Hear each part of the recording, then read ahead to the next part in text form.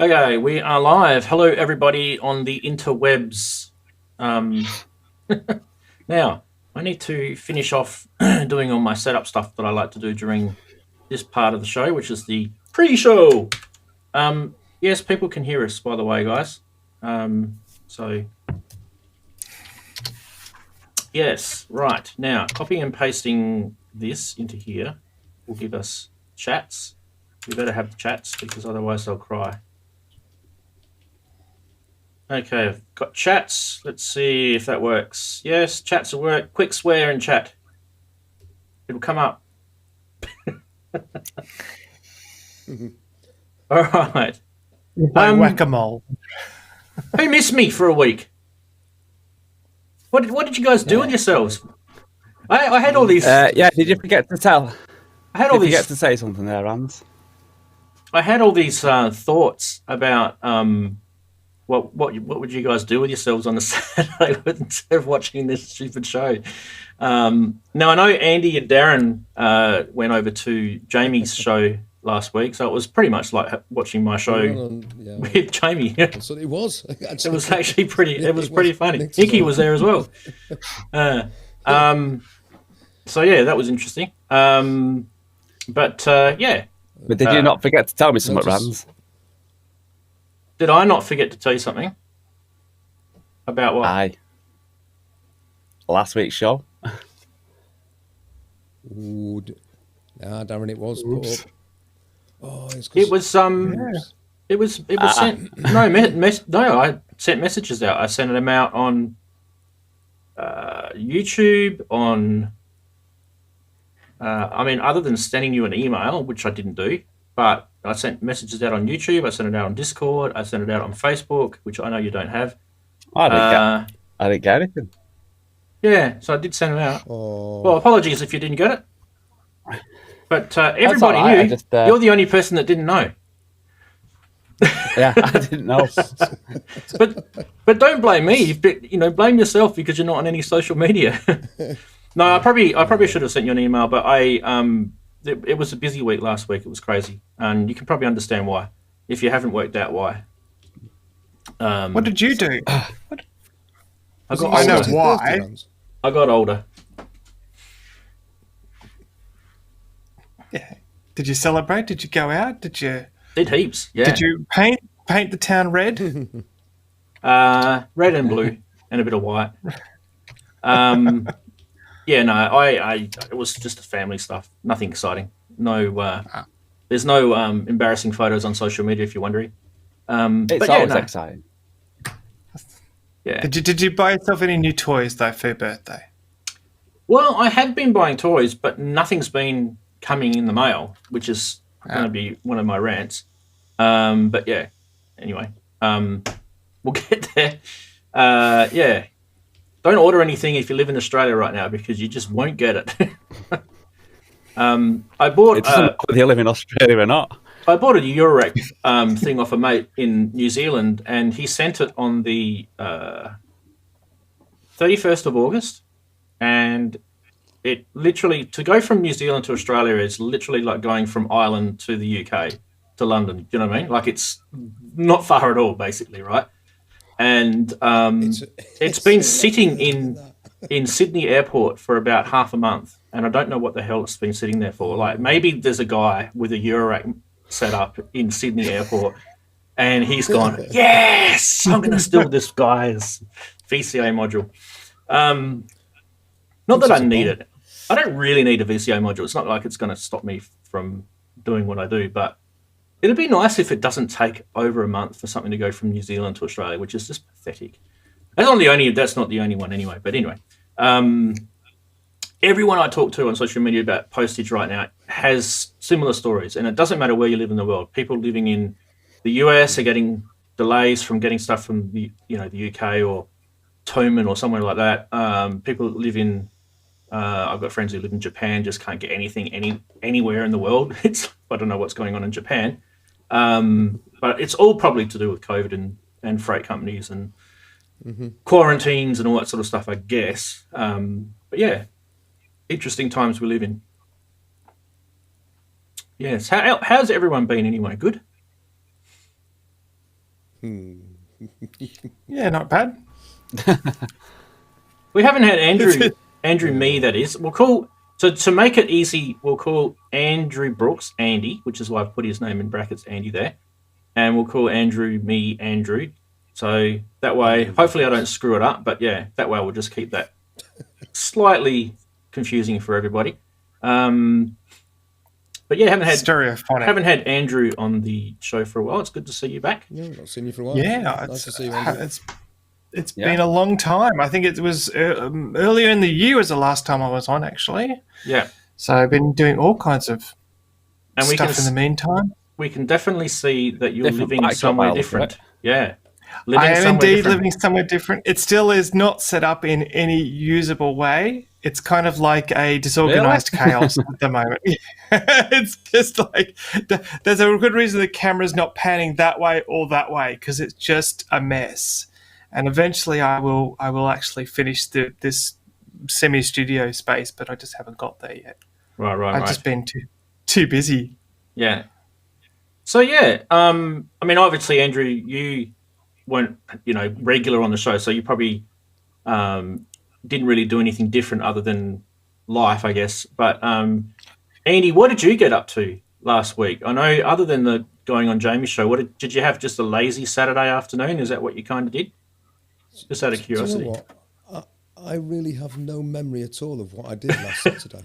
I went shopping. I knew he was smoking something. I don't smoke anything. It's all water vapor.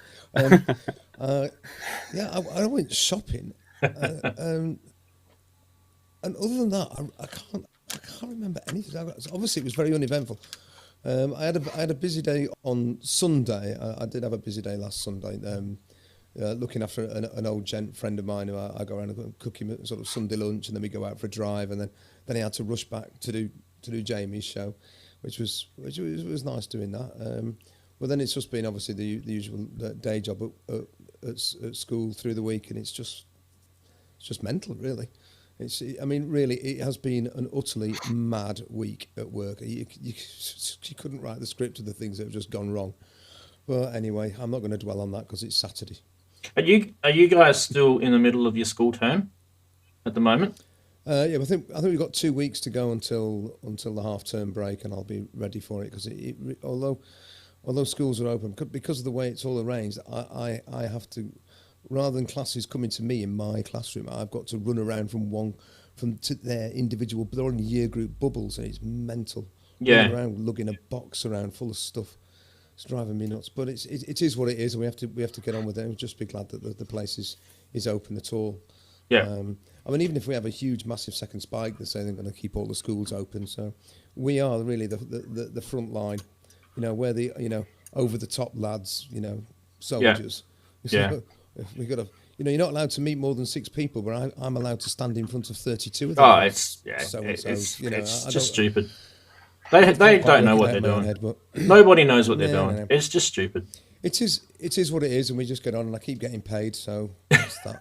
So I think literally the world is walking around with their fingers crossed right now, just going, I just hope I don't catch this virus. And I think that's about the best they can do. A lot of people, their working positions are pretty precarious at the moment, so I should be really quite of course. Glad that I'm in a secure position, really. But yeah, I mean, stop me being knackered when Friday comes. Here I am sitting in my house and having a very comfy sort of life, and there's people who work in medical, health, all sorts of frontline sort of positions. So hats go off to those people. I reckon they are truly the people that deserve. We have awards in our country called Australian of the Year, and we still get Queen's Honours as well, just like you guys do. So they're the people that should be getting those awards when they come out this year, I think. I don't want to see any famous actor or sports person. I'm so over that crap. They're the people that need to be getting it this year.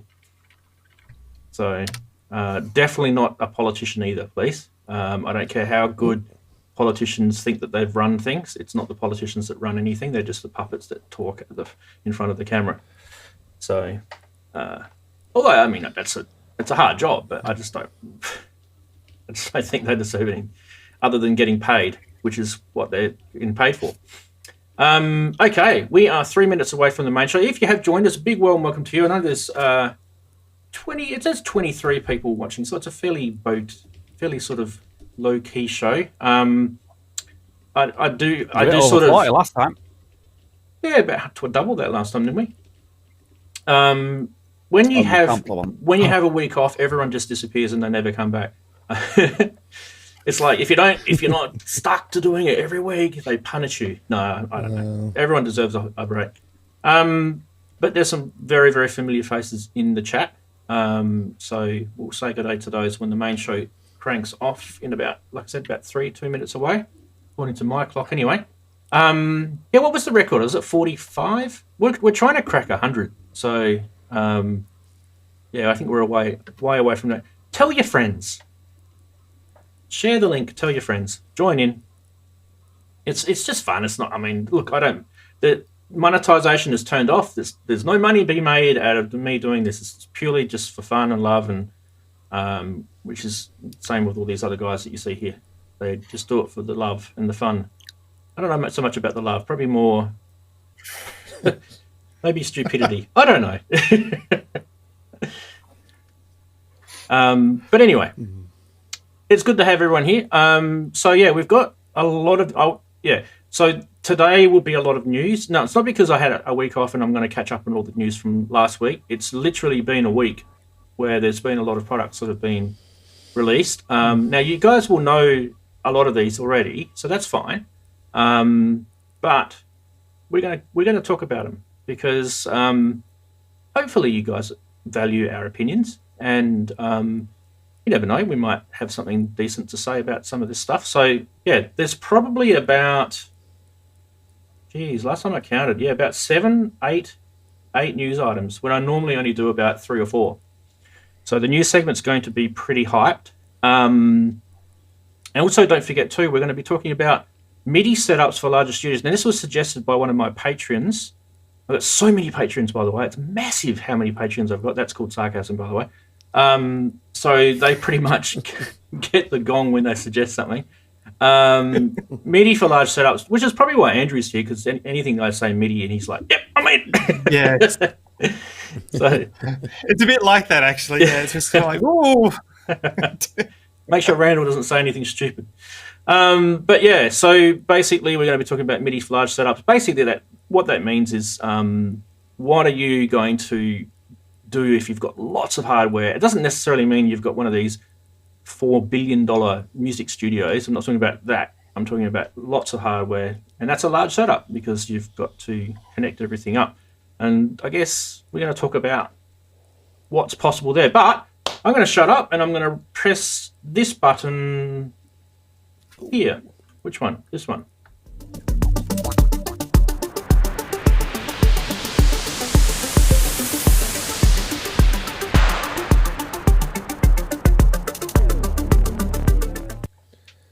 Welcome to another Saturday, and you have arrived at some bizarre place called Ramsey. And who the hell's he? Well, that's me. It's my YouTube channel, so big thumbs up for making it here. Hopefully you can stick around. We're going to be talking about lots of geeky music tech stuff, and we've got some cool people here, a lot cooler than me anyway. So wave hello to everyone there. If you're in the chat, see if you can say hi. Now, who do we start with? We haven't had Andrew for a while, so let's start with Andrew. I think you're this button. Andrew, big hello to you. How's your week been? And tell us a little bit about what you've been up to.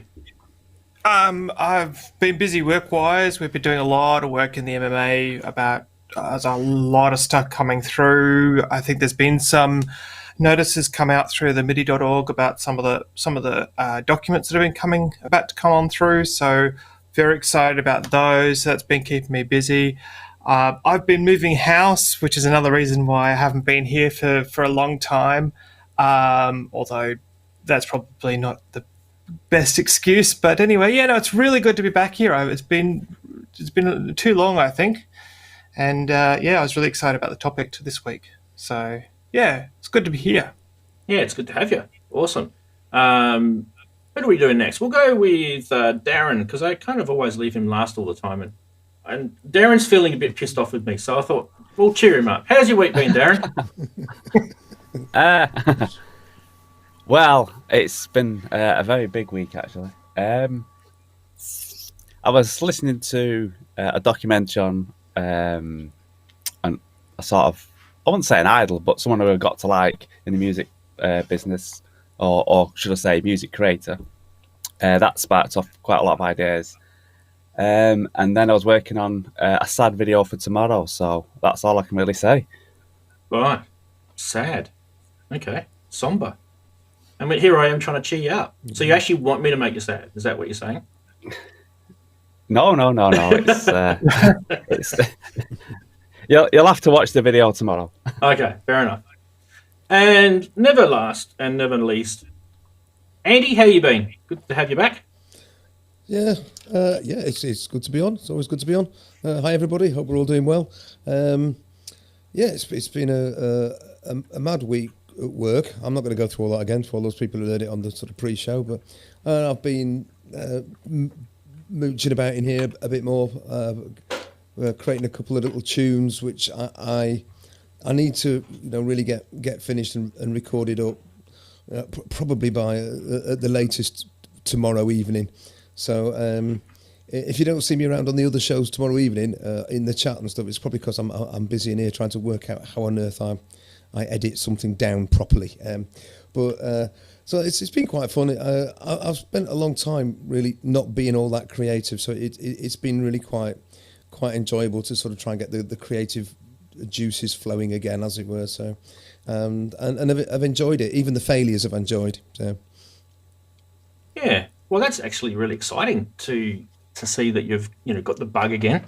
There's nothing wrong with having the bug, as long as you remember to hit the old big fat record button. That's all I say. A lot of people like to jam and muck around on their computers and their synths and their hardware, and they forget to hit the record button. So yeah, we should start up like an association. Remember to hit record or something. Believe it or not, it's funny how many people actually come back and say to me, you know what, that really resonated with me when you told me to hit record, because I keep forgetting to do that. So anyway, we shall move on. Now, if you're new here, we do lots of cool things on this show, and we have a couple of regular segments that we like to do each week. Now, we've been doing them for over a year, so I guess people actually like it. I don't know if I do, but I'll just keep popping it out. We'll start with this. Now, this is where we try and make you laugh. This is supposed to be funny, and if you've ever heard of a thing called a dad's joke, this is worse. Starting with this one. Yes. I actually, sometimes, one day someone's going to say to me, didn't you do this like 2 weeks ago, this meme? I don't know. I can't remember what happened 2 weeks ago, yet along what I did on memes. But anyway, when you have no song idea and already gone through 38,761 synth presets, this is the face you make. Yes. I've been there. Don't know if my cheeks kind of do that, but I've definitely been there. Definitely. Crickets on that one. Beautiful. Okay, moving right along. Next. Bzz. DJs get the perfect mix in 2019, and they also get the perfect mix in 2020.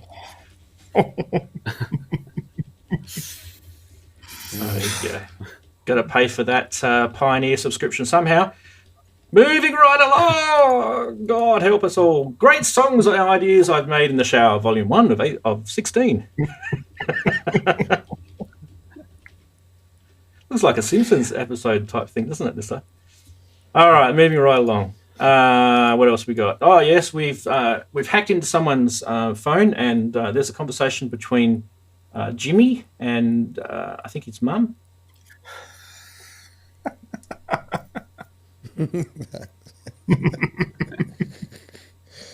Yes. Anyway, if someone is actually blind and they actually don't want to know what that says, come and see me later. Right, gentlemen, ladies, what was your favourite meme for the week? That was pretty quick, wasn't it? All very relevant to my video tomorrow. Ooh. Wow. Okay, so you're going to be stabbing us in the chest with some hard truths, are you? You'll see. What about you, Andrew? I thought that the 38,000 patches I can relate to, but I thought it should have been 16,384. Oh, here we go. Here we go. Now, if nobody gets that, go and see Andrew later. Don't see me. Well, you're talking about it being dad jokes, and this is along that lines. It is. So yes, it is. Propeller head jokes. Anyway, yes. Andy, did you just want to pass on it, or? I like the last one.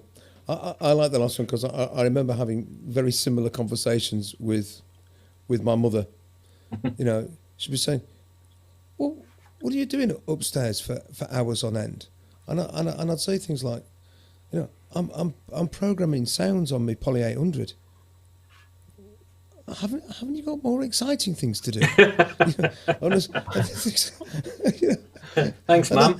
There's sometimes maybe shut up. Yeah, I could have been outside. I could have been out nicking cars or getting drunk in the park or smoking spliffs. But no, I'm inside creating patches on a Poly 800, and my mum's worried about that. So I definitely related to that one. Yeah, sometimes you just wonder about your parents and the questions they ask you, and then I think they don't actually think their questions through, do they? Because, I had a similar sort of childhood where I was questioned about why don't I get out more, and here I am still not getting out. Anyway, moving right along. We'll say hello to the chatties. No, you can't go out anymore. Well, I think we'll say hello to the chatties now, actually. Let's say hello to the chatties. Now, ignore that comment down below. I always forget to clear these. I can't find out where they are. Anyway, just leave it there. I actually haven't even got that thing turned on today. Right, okay. Big hello to everyone who's in the chat room. Oh my God, it's been scrolling for ages. Who was first? Finn gets the Guernsey. Hello, Finn. Then comes ASIO Head. And then we've got Inverted Popes. Good to see you, buddy. Wigoo's there.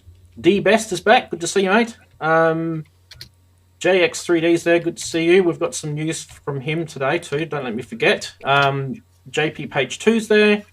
What else we got?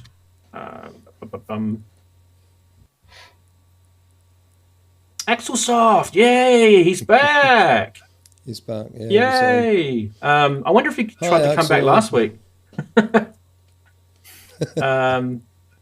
It's good to have him back. He's been away for a while. You have to tell us all the stories about what's been happening. Anyway, good to see you. Mike Delik's there. Hanway Wiesner's there. Mr. Max there. Who else? Richard Gross is there. Foxy Nirvana, good to see you back, mate. Haven't seen you for a little while. Where else? Proxy. Oh, that's okay. So that would be Robbie Puricelli. George Kempson's there. Pal Muso, by the way. Good to see you, Robbie. Scott Armstrong's there. Awesome. Your name here is back. Yay. Good to see you again. Who else? Jeez, there's a lot. What are we up to now? 30. Not quite as good as last time, but yeah, we'll get there. We'll get there.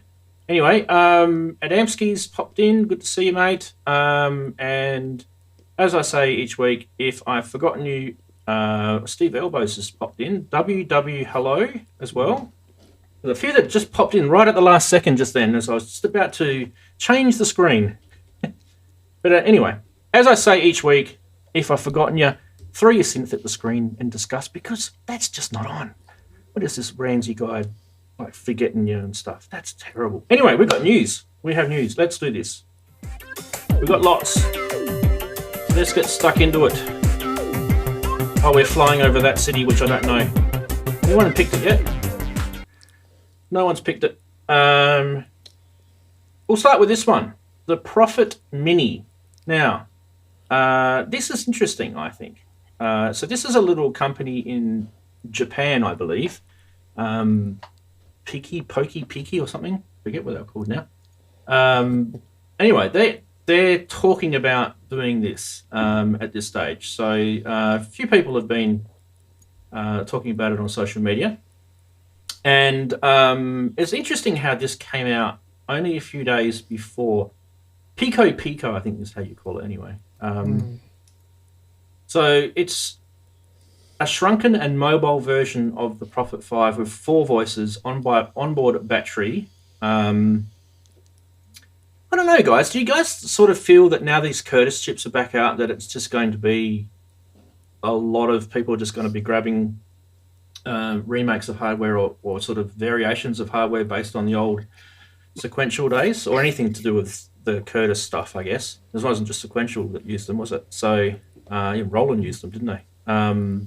But yeah, this is interesting. Analog circuit, 4-voice polyphony, 37 MIDI keys, MIDI powered, battery powered, and speakers, and possibly a shoulder play, which I guess is like a little strap thing. So it could be a Prophet keytar. They're talking about this as a proposed thing. What you see in the picture is, I think, their little prototype that they've done. Anyway, we don't know how much it's going to be, and but there is.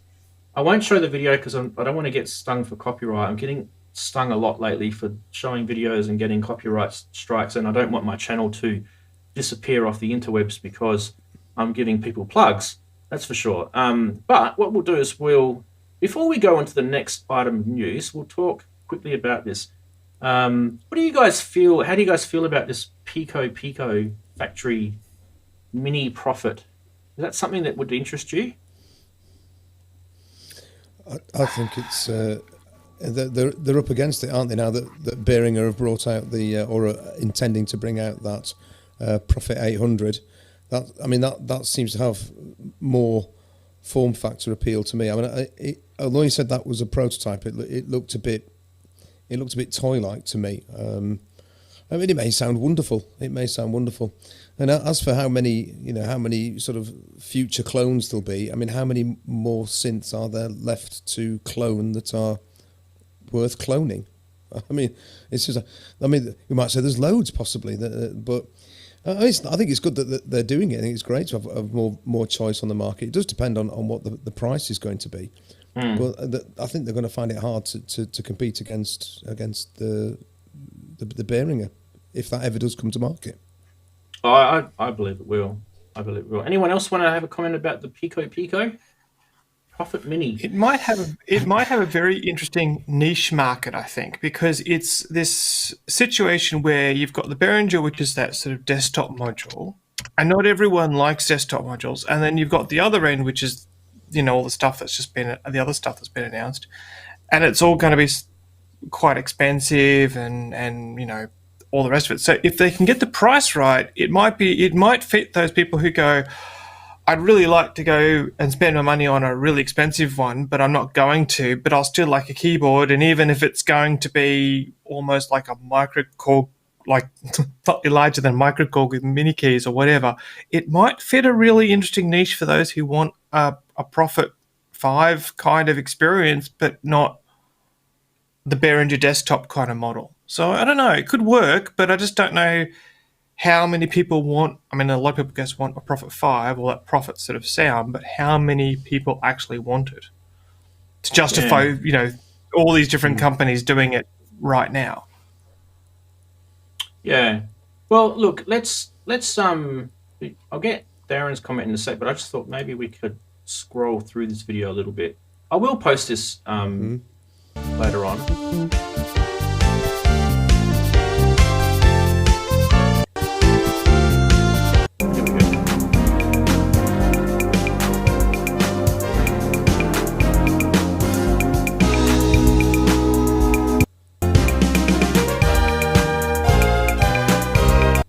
Anyway, that's one of the reasons why I didn't show it. Because it's God help us. Look, it's a bit funny actually. You should watch it. It's quite funny. It'll make you laugh. Very Prophet sounding. Definitely. There's no doubt about it. So if the sounds of that are anything to go by, it will probably please people. Darren, what about you? Are you getting on this whole Prophet fan wagon? I'm not a Prophet fan, but that doesn't mean they don't like it as such. I'm sort of with the two Andys, really. It's like, I sort of get why they're doing it, because if they was to use the same chip and make their own sort of style synth, it probably won't do so well. But if you sort of say you're making a smaller clone of the Prophet, you're going to get that much more buzz out of it. So I just think it's time that people started using all these XS chips to do something different. You know, I mean, I think if they came out and did the same using the chip and everything else that they were going to do and call it something else, people would probably go, nah. But because they're going to start with making like a Prophet clone, people are going to look at them more. But I think it's time there's loads of clones now, isn't there? And they can make clones, and some of them are going to be good, and I like them. But I think we need some sort of something different, even if you are using the same sort of chips. Do something different with them. Make it sound completely different. I don't know, just something different than say, I'm making a clone of a Prophet. Do you want it or not? Yeah. And I'm going to put it in the middle price range. I want something different now. Yeah. You want more innovation. Yeah. Yeah. They can use old chips like that, but do something with that, you know, sort of do something that's not been, I'm not sure, but do something different with that sort of chip, you know, the old sound, but then make it a different type of synth. Or do like what Dave Rossum did and remake a chip that he made in the 80s, but make it better. And I believe the new Prophet 5, which we'll talk about in a sec, has that new chip that Dave Rossum's put out, which is the filter. So yeah, no, you're definitely right. I completely agree with Darren there. Okay, but speaking of Prophets, yes, that's right. Sequential have finally, I don't know why they haven't done it before, but they have finally released the Prophet 5, and you can also get a 10-voice version as well called the Prophet 10. So yes, it's a complete remake. It's supposed to be relatively the same as the original, late 70s versions that they had. It does have the option on there where you can actually change the filter as well, and it has this thing called vintage knob, which you can sort of go between 4 different settings, and it's to do with, I believe what Dave Smith was talking about. It's to do with the tuning, unison type tuning sort of thing, sort of whether it's a tight tuning to a sort of loose tuning. Anyway, let's have I do have his video now. I'm happy to show his video because he won't sting me for copyright. So let's get that going. This was actually quite well done, this video.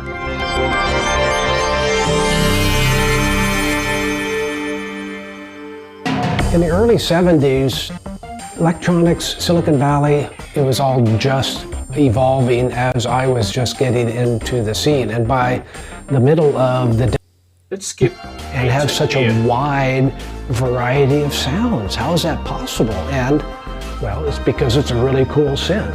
Just copying something, that's not so interesting, but being able to take the original to the next level. So Rev 1, Rev 2, Rev 3, and then this is the new one, a Rev 4. We're really the only people that are qualified to do that. We know what the progression should feel like. First, it's definitely a Prophet 5. Nothing ever looks like this except a Prophet 5.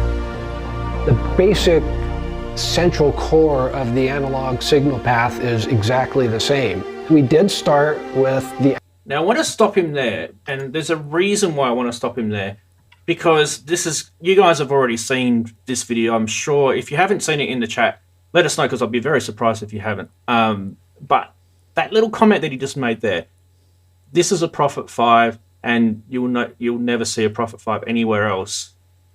Did you guys pick up on that? Now, to me, that is kind of the bombshell that I don't know if he meant to drop or if he deliberately did drop it.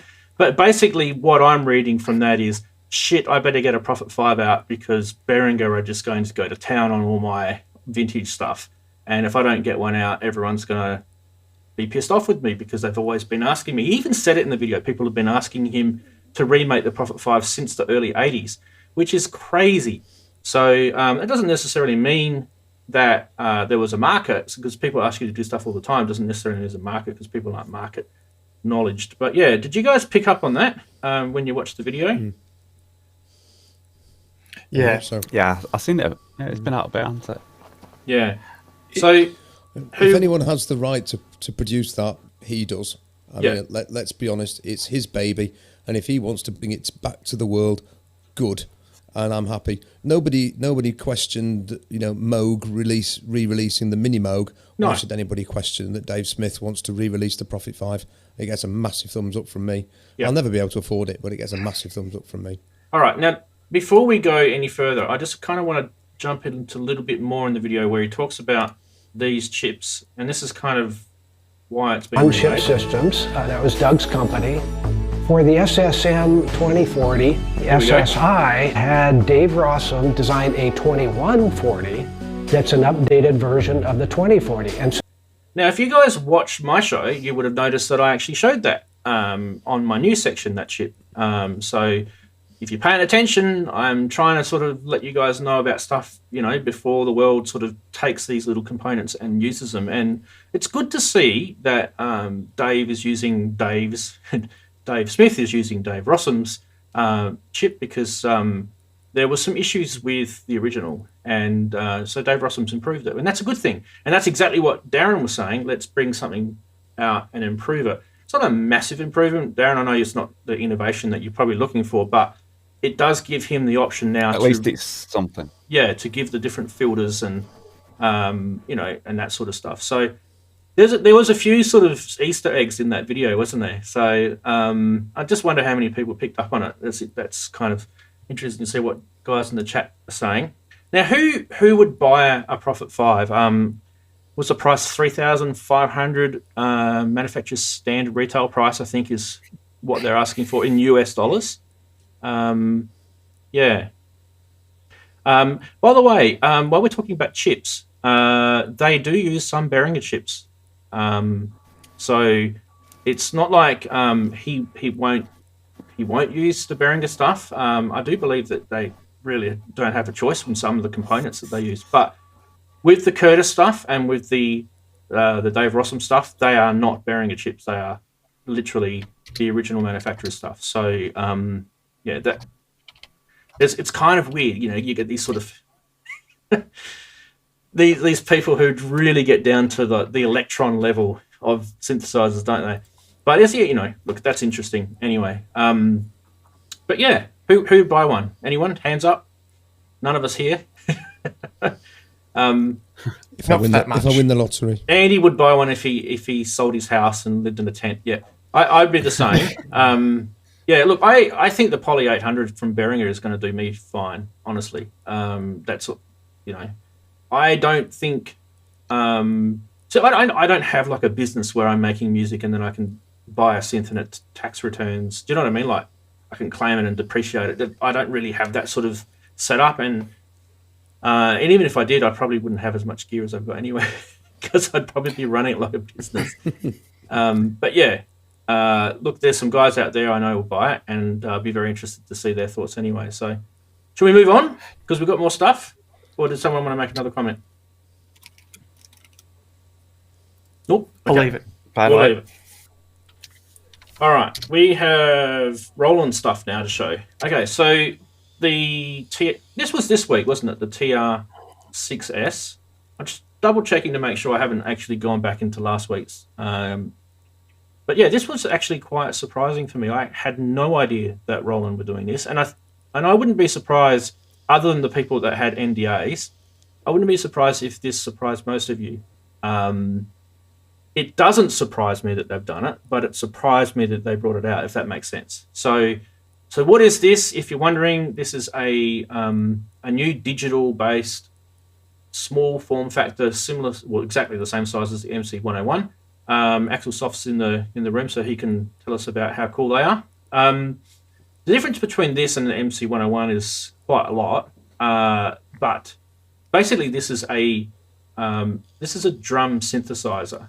So this has actually got from what I've been told, it's got the ACB technology in it. Now, tell me if I'm wrong, but this is what I have been, hearing on the videos, which means that you can truly synthesize your drum sounds, and but you're not using like samples like you get in MPC and things like that. So that's actually really cool, because it means that the tuning and all that sort of stuff, there's kind of modulations and all sorts of things that you can change sounds on this are actually really, really cool in the demos that I saw anyway.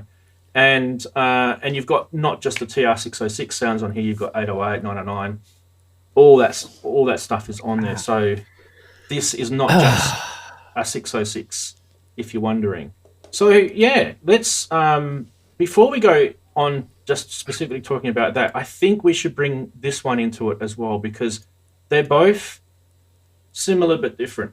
So this is Roland's next boutique. This is the TR-06. Now this is a TR-606 remake, but it's fully digital, using the ACB engine, and it's pretty much exactly the same as what the original 606 would have been like, except for some of the modern features on here that you can see, plus there's a bit of effects and stuff on here as well.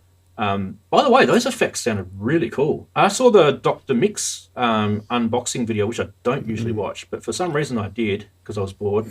And he's just gone straight into like driving this and putting the delay on, and I'm like, wow, that's actually really cool. So you could have some good happy accidents with that, that's for sure. All right, so we've got 2 new Roland drum machines. Let's have a little chat about those. Should we talk about Venn diagrams? Who's confused by Roland at the moment? Me. Yeah. I thought they wasn't going to hark back to the old stuff. They were going to move forward. What's that term they use? Released the RD. Not chasing analog ghosts or something? Yeah, we're not going to do that. I thought the boutique stuff was almost finished because I didn't like the TBL3.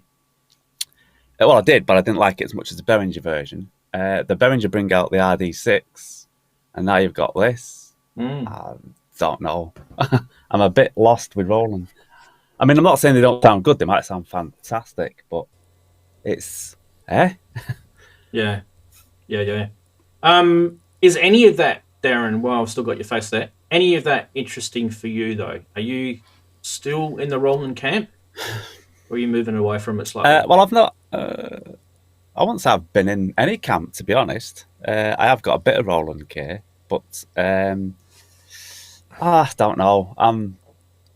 I don't know. It just seems a bit strange for Roland to decide to hark back to the TR-6. I know it's got other sounds on it. When they said that was finished, they wasn't going down that route. And then it's almost like you'd expect Behringer to follow them. It's like they followed Behringer on their own flipping product. Yeah, which is just bizarre. Well, yeah. Do you reckon that they've brought these out purely to take a little bit of the market grab back? Because, you know, there's a benefit of having a digital emulation that sounds virtually just as good as the original. You know, I think a lot of people. But if you've got a TR-8S, and then there's a T. I don't know. It just seems a bit confused. It's like they should have been out first and then brought up. Do you guys? I think maybe Behringer released it. What I'll do is I'll attempt to explain. I mean, it's probably just me. It's not. It's me as well. I'm exactly in the same camp as you. I'm confused, but I'll try and attempt to explain their products and where they sit, and you guys will work out that there's a massive crossover on them, and that's why we're all feeling confused. So basically, you've got the TR-8S, which is the big, same as the TR-8, I guess, size, form factor, you know, the IRS sort of, you know, style desktop type drum machine. And it brought in samples, and it's got ACB in it, and blah, blah, blah, blah, blah, right? Then, so they bring out this TR-6S, which is like the little mini version of that, and it pretty much does most things that the TR-8 does. The only difference is there's less tracks, there's less, you know, knobs, but you can pretty much do most things that it does. And that's kind of the first sort of point to sort of really, even including the FM side that they brought out recently in the firmware updates, it's in there. I think there's a few menu options missing, like the mixer section, and they might bring that back. I don't know. But so there's those two. They kind of sit in the same sort of column, if that makes sense. And on the right, you've got another column where you've got the MC707, and then underneath it, you've got the little baby version, which is the MC101. And as I mentioned before, Axelsoft in the room, the chat room's got one of those. So if you ever want to know anything about the MC101, ask him. He's done some really good videos on it. But where these two actually sit, so you've got your TR-8 and your TR-6, and then you've got the MCs, there's actually crossover. Now, there's crossover in the sense that both of them can be used as drum machines, and both of them can be used as sequencers in that sense. But then you've got individuality with either side. So on the TR-8 and the TR-6 side, they're drum synthesizers, but on the MC side, they're used as a Zem core, and there's no drum synthesizers technically in that, and they're more about polyphonic, that sort of sound, sequencing and that. So there's differences in there. So you can see it's kind of, I can see what they're trying to do, but I think it's very confusing for people out there. Did that actually help, or did that make it worse? That sounds as complicated as the COVID-19 restrictions. Yeah. Why we should have nobody? Yeah, that's it. Although I think with the TR-6S is the TR-8S is actually quite a large unit, and if I've got a mate of mine, and he does a lot of doorless kind of stuff, and he has a whole bunch of Volkers, and then he's got this gigantic TR-8, not the TR-8S, but the TR-8, and then he's got the MX1 as well. And it's one of those things where if you were trying to just set up something which is like, I just want a little jamming situation, a little setup on a desk, and you don't have a lot of room, then the TR-6S makes a lot of sense as a little drum machine. And I think, I don't know what the price is for them, but it kind of slots into that whole, I want to have sort of lots of different smaller units working together. And I think that could actually work out pretty well. If you're not using, I think the TR-8S has 11 voices, I think it is, and this one obviously only has the 6. I think it's not a bad little unit, and it's still pretty powerful. It does, comparative to lots of drums of that size. So I can see where they're going. I also have a feeling that the MC101's been more successful than I think Roland thought it would be. And I think that's part of why they're now looking at this sort of smaller range and going, well, it's all the same size. Let's just try and do what the Volkers do, which is have this sort of constant form factor. So it could work out pretty well. I thought that was for the boutiques. So is this like boutique deluxe? Yeah. It's, I think it's that sort of, I think it's along that sort of smaller. I think the boutiques are odd size, but generally speaking, it's that sort of, let's just have things sitting on a desk and you can kind of play them. And it's something you can literally throw in your pocket, whereas the TR-8s, you kind of need a case for them. Yeah. Yeah, so, are they battery operated? They are, yeah. You can fit, I think it's 4 AA batteries in the bottom of both the MC101 and the TR-8S. But you can also power them by USB as well. So so it sounds like they're having another crack at a boutique to rival the Volkers, whereas they've kept it a person. So they're going to have another crack at doing a boutique version to match the Volkers. Yeah. Just to give you a visual, so there's a Volker there, and the TR-6S and the MC101 would be, and it's better if I do that, would be that much wider. So they're not quite Volker, smallness. They're a little bit bigger, and they're a bit taller as well. They're quite deep in terms of the height sitting on the desk. In fact, they're actually very similar size to my A10 Mini. If you're wondering, if you've got an A10 Mini, they're about the same width as an A10 Mini. It's weird because you've got boutique. You guys are right. You've got boutique.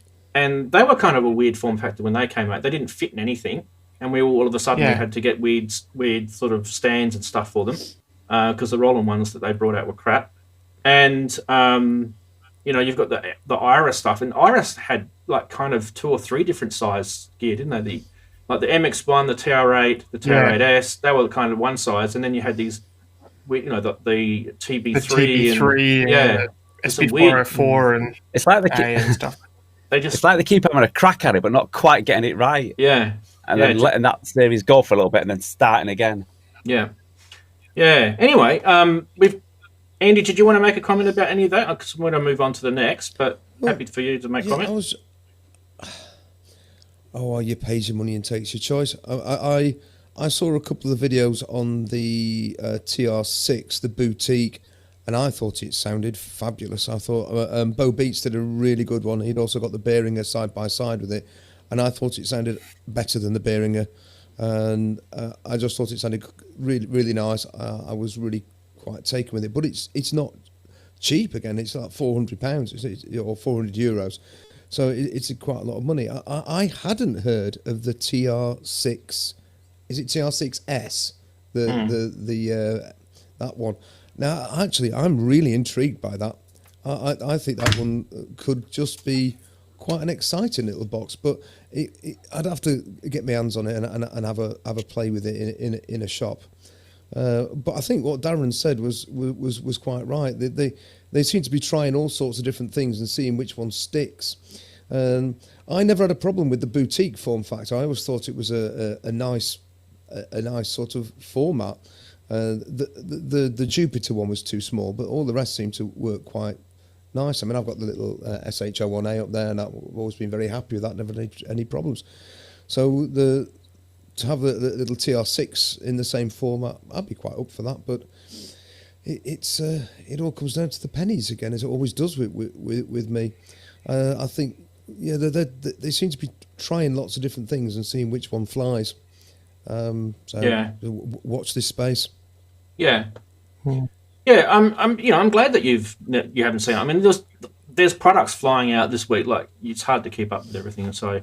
But I just find it interesting how you've got this, which kind of really just is the 6 is just probably using that 6 in there is just throwing people a bit, because it's really, other than having a 606 sound set in there, it's actually really got nothing to do with the TR-606 at all.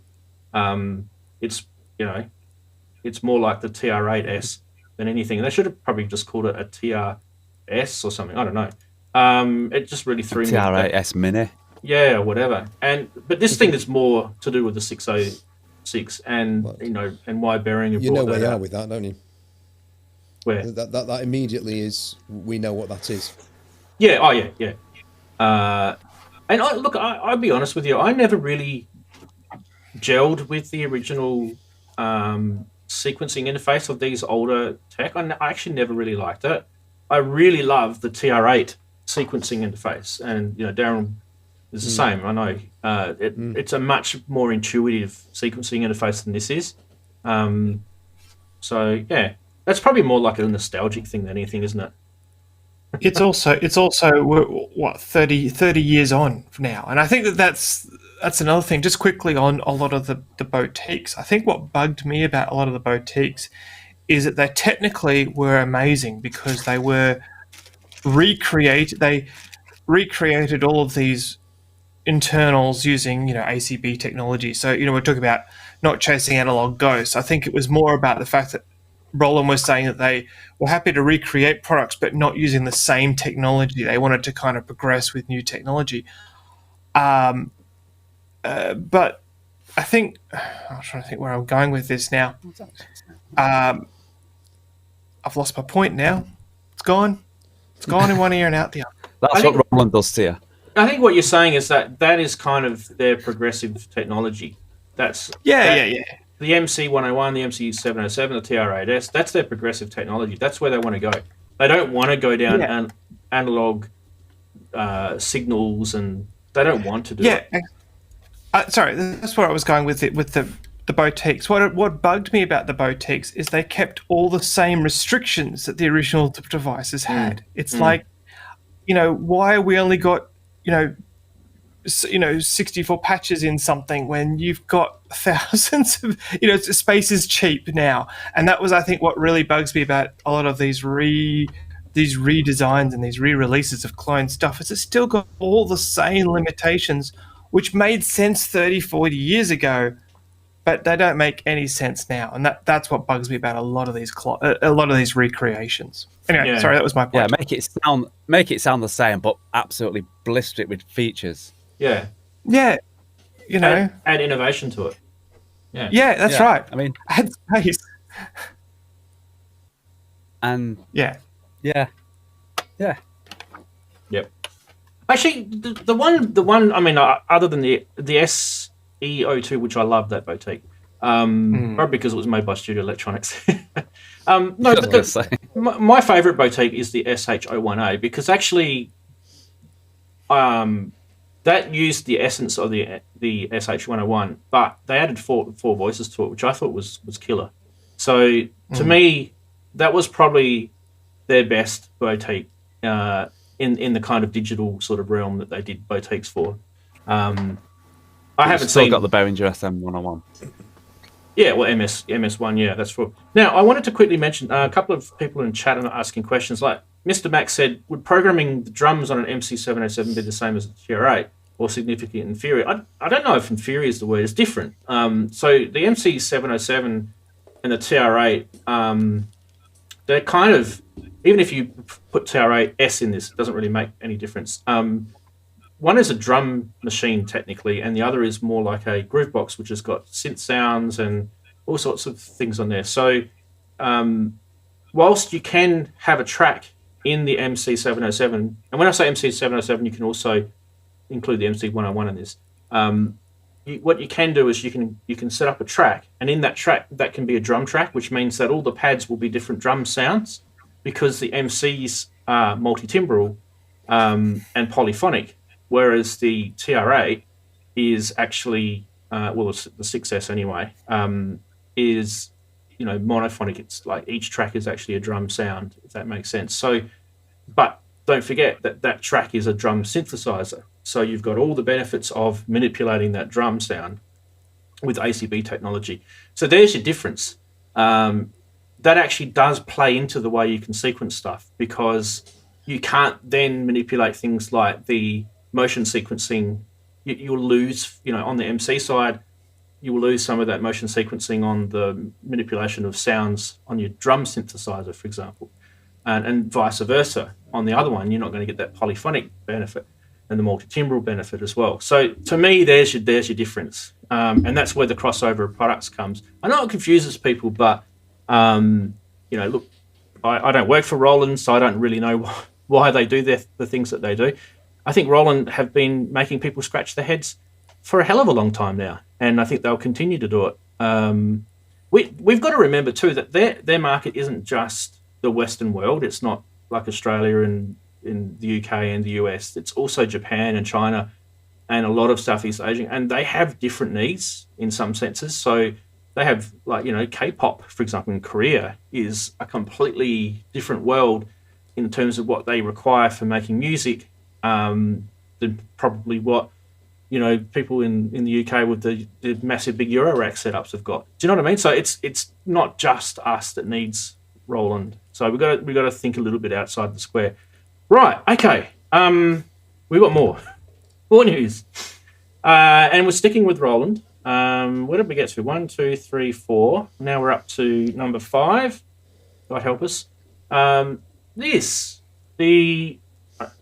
Loop Station RC500. There's two versions of this. This is the bigger one. Boss are kind of doing this now with their pedals. I don't know if you've noticed. They've got like the big one and the little baby one.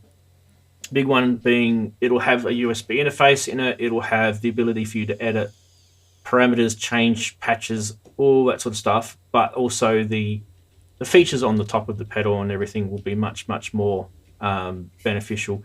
This is actually pretty cool though. I don't know if this is kind of going to step on any of those RC505s or RC202 shoes, but I definitely find these sort of pedals interesting. And then obviously there's a little baby version, the RC5. So, yeah. Anyone interested in those? I mean, really, at the end of the day, you can use these with synthesizers. So there's the two new Boss products. You could use them with your Eurorack gear. Mm-hmm.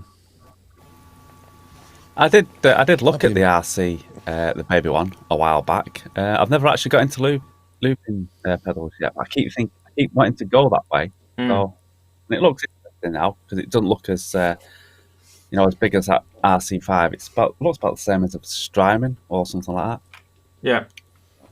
Yeah. It's so yeah, I'll probably be in. Oh, you've seen me put. When I had my little bank of pedals up here before I put this here, I had the delay, the DD500, and the MC500, which is the chorus So that's all that same sort of the 500 range of the Boss pedals. They're actually really, really good quality, I have to admit. Like, they're probably one of my favorite range of pedals. So I wouldn't be surprised if that RC 500 is top notch. Haven't really had a massive chance to check it out yet, though. What about you, Andrew? Are you interested in any of the looper stuff? I had an RC505 for ages, and I have to say it was awesome. I sold it at the beginning of the year to fund moving, but they're a lot of fun. But the RC505 is a kind of a different thing because it's really meant to have hands-on, physical hands. As you know, you don't step on it. Whereas that is actually something you'd have on the floor. Yeah.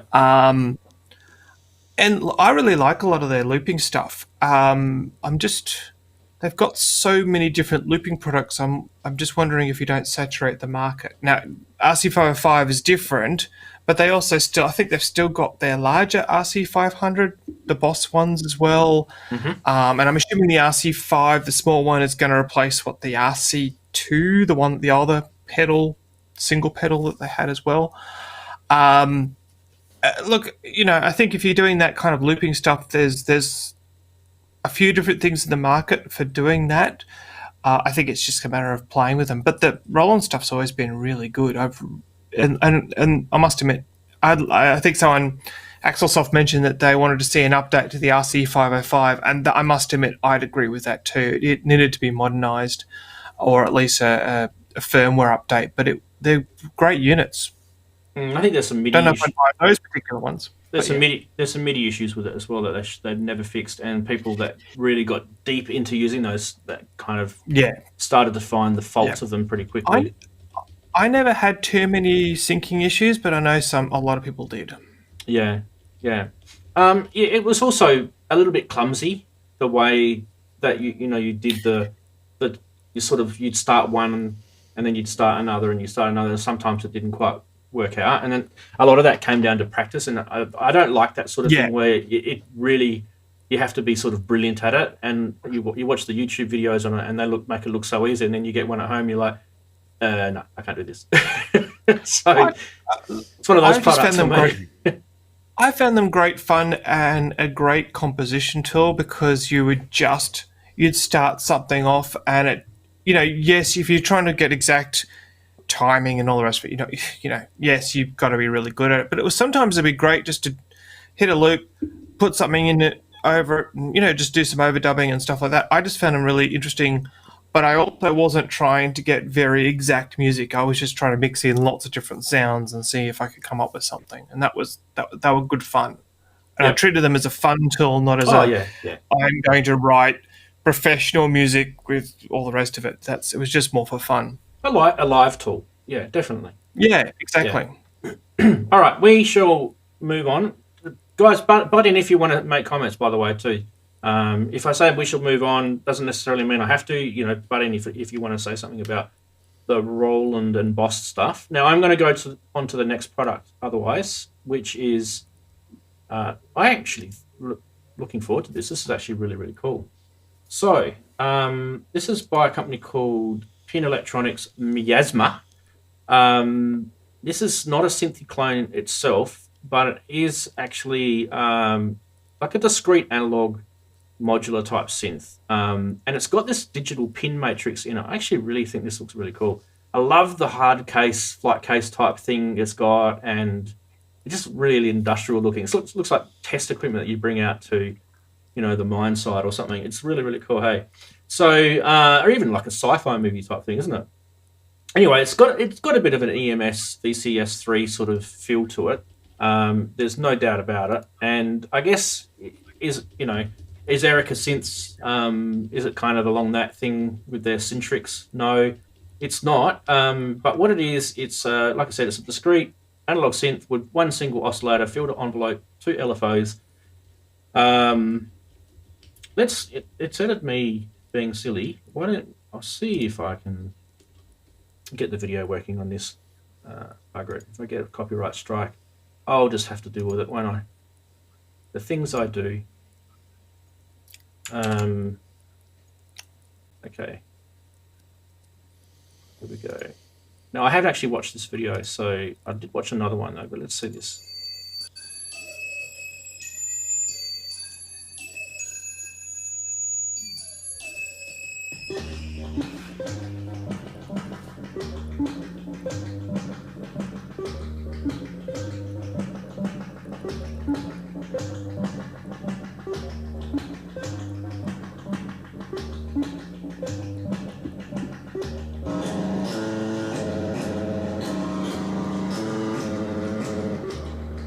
The world's best audio demonstration. Yeah, anyway. I feel like I'm watching a Doctor Who episode. Yeah, I don't know if he's done too well. Did he actually just use his phone to record that? I kind of felt like getting my phone out in the middle of that video just then and getting this little pen out of the back of my phone and going, you need to use this, mate. Like, did you see how tiny those little dots were? They were tiny on that little matrix, weren't they? I don't know if that's necessarily the best design I've ever seen. I mean, yeah, I've got big fat fingers because I'm a fatty, but at the same time, yeah, I don't know how. If is that going to be some sort of reactive type touch screen? What do you think, guys? Price TBA. I love the case that it's in, really. Maybe I'm not convinced on the whole pin matrix thing. Yeah. What is it that you don't like about it? Well, I must admit, it's probably not an area that I know too much about, but to me, it just seems like a mod matrix, but obviously in a grid form. Mm-hmm. But I guess I like the idea of being able to dial in how much I particularly want to do, and I'm not sure if that's something I'm assuming that's something that's built into a sort of a digital pin matrix, but the original VC3, I don't think had that kind of ability. So again, not something I'm used to, but I'm used to something where I've got the microfig, which actually has that kind of ability to have that sort of, the mod matrix in an actual matrix, and you just go to where you want and then dial in how much in a positive or negative way you actually want to affect something. I know it's different. It's a different kind of beast. I'm just not sure that it actually does a lot. Well, I mean, I don't know. That's something I know enough about, to be honest. It's really just the mod matrix, really, at the end of the day. It's probably an antiquated way of doing mod matrix, if anything. A lot of people like it because it's visual. I think that's probably why it has a bit of appeal to people. I wish they would stop using the word trapezoid and just use the word envelope. I mean, really, that's really what that is. You're just trying to confuse people with your fancy words. It's technically not quite the same, but I mean, look, at the same time, you can make envelopes trapezoid, and you can probably make trapezoids envelopes. So why don't we just call it? But yeah, because that was the term that was used on the original VCS3. It was called the trapezoid generator. Yeah, and that's sort of stuck in that sort of realm. Just interesting. Wagoo's put up on there that on the original sort of pin matrix systems, you use different pins of different resistance to alter the amount of, I suppose it must be current flow to sort of like attenuate. It's not the same as dialing a knob, but I do remember that's how they work. Yeah. So the white ones, the red ones, the green ones all had sort of different values. I suppose you'd have to really know the thing inside out to know which pin you were going to use, though. Yeah, that's right. Yeah. I can never ever find my little social media thing that I use to pop up, but it's always in this screen here anyway. So there's his comment there. Yep. Oh, so it was Andrew that actually said it. Was I misreading that? No, No, it's it Wagoo that said it. It was Wagoo to and Andrew. he was talking to Andrew. Yeah, sorry. Yeah. He was explaining it to me. It was just good. Yeah. So how much is it, Brad? Price is TBA, and it's not available until the second quarter of 2021. So it'll probably be something that we'll revisit next year. Yeah. But yeah, look, it got us talking. That's for sure. All right, we shall move on. We've got more. I said there was a lot. This is the last, actually. So don't disappear too much. Now I know you guys probably watched Sonic State, and you've probably seen this already, but I think it's worth talking about. I actually didn't watch the Sonic State show this week because I just didn't get a chance to. But does this scream Ghetto Blaster to you guys? Is this the rebirth of the modern version of the Ghetto Blaster? Did anyone say that? Because I don't know if anyone's mentioned that or not. I had a removable car Doesn't quite radio that had a handle like that. So if you're wondering what this is and you don't know what I'm showing, this is Teenage Engineering's new, what is it, OP4 or what? I can't even remember what they call it now. OB4, that's right. Okay, so what I'll do is I'll tell you a little bit about it. It's a combination of a high-fidelity loudspeaker and a magic radio that is powered by a built-in looping tape. So I'd say all of that sort of thing is quite funky and yuppie. But anyways, it's got two 4-inch bass drivers and a pair of neodymium tweeters. Delivers crystal clear, open, natural sounds with 38 watts per channel. I could put my radio voice on if you want. Bluetooth, FM radio, disc recording. According to the developer, the built-in endless looper tape turns into a magic radio. It memories everything you play and allows you to rewind, time stretch, and loop the flick of your fingertips like a loudspeaker with a sampler. Anyway. That is a bit of marketing speak. But gentlemen, what do you guys think of this new product? Teenage Engineering were teasing us for a couple of months about this, weren't they? And then, did anyone expect this? I think is probably the first question from Teenage Engineering. Well, don't forget, they did a lot of stuff with IKEA. Yeah. So They've been doing a lot of work with IKEA and releasing stuff with IKEA, I believe. they have, yeah. But a couple things I would say about this is I'm not sure. I don't know. To me, it reminds me of like the things that Casio used to put out, 25 years ago, where they would have their ghetto blasters with a synth built in, and that was to me more musical. And I wonder how useful a looper is that loops radio these days that A, doesn't do DAB, and B, considering everyone gets copyright strikes, I don't know how useful this is in a musical sense. But maybe I'm just not seeing it. Oh, apparently we're not allowed to sample stuff, but they just keep bringing products out that allow us to sample. It's a bit like the old VHS days, hey, where we were allowed to record TV shows, but we weren't allowed to record TV shows. Anyway, I want everyone's faces here. I just don't get it. Does anyone actually know what this is worth? Does anyone know the price It's of about this? £600, isn't it? Yeah, It's so a huge amount of money Andy knows already. for an 600 FM radio. euros. 600 euros. An FM radio with speakers and a built-in cassette looper in a handbag. Hang on. I mean, what are they doing? Hang on. Oh, I got a perfect video. loud. Here we go. It's just... It's that What do you want? 1/8. Oh, here we go again. Dad, 450. For jousting sticks? Telling me. €5.99. Tell him he's dreaming. Tell him you're dreaming. Tell them they're dreaming. Sorry, Teenage Engineering. I sold my OP1 Honestly. anyway, so It also seems a bit big to put on your shoulder as a ghetto blaster, doesn't it? The ghetto blaster should be more long than high. Anyway, sorry. that is. Oh, I don't- I read on their website that you can carry this on your shoulder. That's where I got the idea of ghetto blaster from, and I could just see Ramsey walking through Queens in New York and having this on his shoulder and punching out some crappy EDM trap. Let's do some trap beats on it. I think they might have been smoking something. I don't know anything else. It's not often I see a product and I really am at a loss as to what on earth it's about. I'd have to. I mean, part of me now really wants to go. I want to have a play with this just to see if it really is. Oh, no, I'm sorry, I'm beflummoxed, and I'm certainly not spending 500 quid on a metal handbag. Inverted Popes thinks it's called the bonkers machine. Yeah, Darren. No. Bonking machine. Do you say so? It can. What? So you say it can record? Sorry.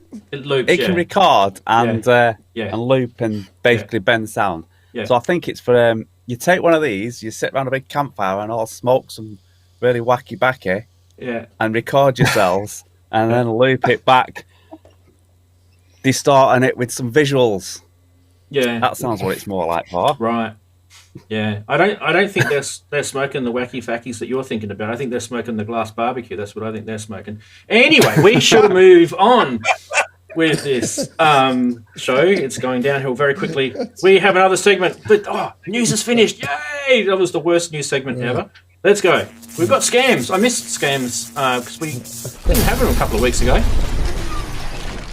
don't know if they're scams. I just call them scams. The teenage. It's clickbait calling them scams, isn't it? Teenage. Just go put the last news article up. Maybe it was teenagers. It was So the first scam this week is.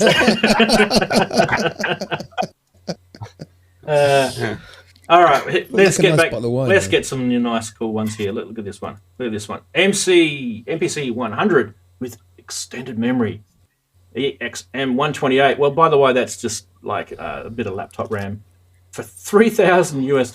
Are you like smoking the glass barbecue here as well? Oh my god. Whereabouts is this? This is in Japan. It seems to be these Japanese eBay sellers are just taking I don't know, P155, I think. Yeah, 3,000 for an MPC 1000. Not very good at all. Moving right along. That's this should have been in the funny side section. This one. Does anyone actually recognise what type of pedal this is? Is that for a sewing machine? Yes, you got it. Has anyone actually tried Granny's vintage sewing machine pedal on their guitar to see if it wah-wahs? You never know. It might. I have no idea. But yeah, $55 US. As long as the person who does it films it and we take no responsibility, I'm okay to see that. Yeah. But do you like how they converted it? You know when you're buying crap when the postage is more expensive than the actual thing you're buying? Look at that. Dude. 77 US. Yeah. All right, let's keep going. Well, this is apt for today, isn't it? This one. TR-6S. You can buy an original. This is actually an original, so it's not the boutique. This is actually the 30-plus-year-old, 40-year-old, I think it is now. TR-6S drum tracks, computer-controlled vintage drum machine for £800 plus. You can make them an offer, I guess. I won't be able to get it, but it is in the UK. It doesn't actually say where in the UK. Oh no, it does. It says Londonderry. Yeah, it's Londonderry. It's in Northern Ireland. Yeah. Okay. So I'll pay £38 per month. Hello to all the viewers in Northern Ireland. A very, very happy Saturday to you. Please don't buy this though, because it's not actually worth. It's too much. It is not worth it. And last but not least, a Tama Textar. Whoa. TS. Now, notice how it says TS305 in the description, but it's actually a TS505, or is it actually a TS305? I can't actually tell. Oh no, it is a TS305. So that's my bad eyesight. It's my bad eyesight, Sonny. Anyway, bad one. 1,090, you might as well say Australian dollars, which halve that into pounds, might as well save 550 whatever pounds for that. It's probably only worth about £150 if you actually are interested in getting one of these. When I first read this, what I saw was it's just me being stupid, but I saw brain-free shipping, and I thought, yeah, what's that?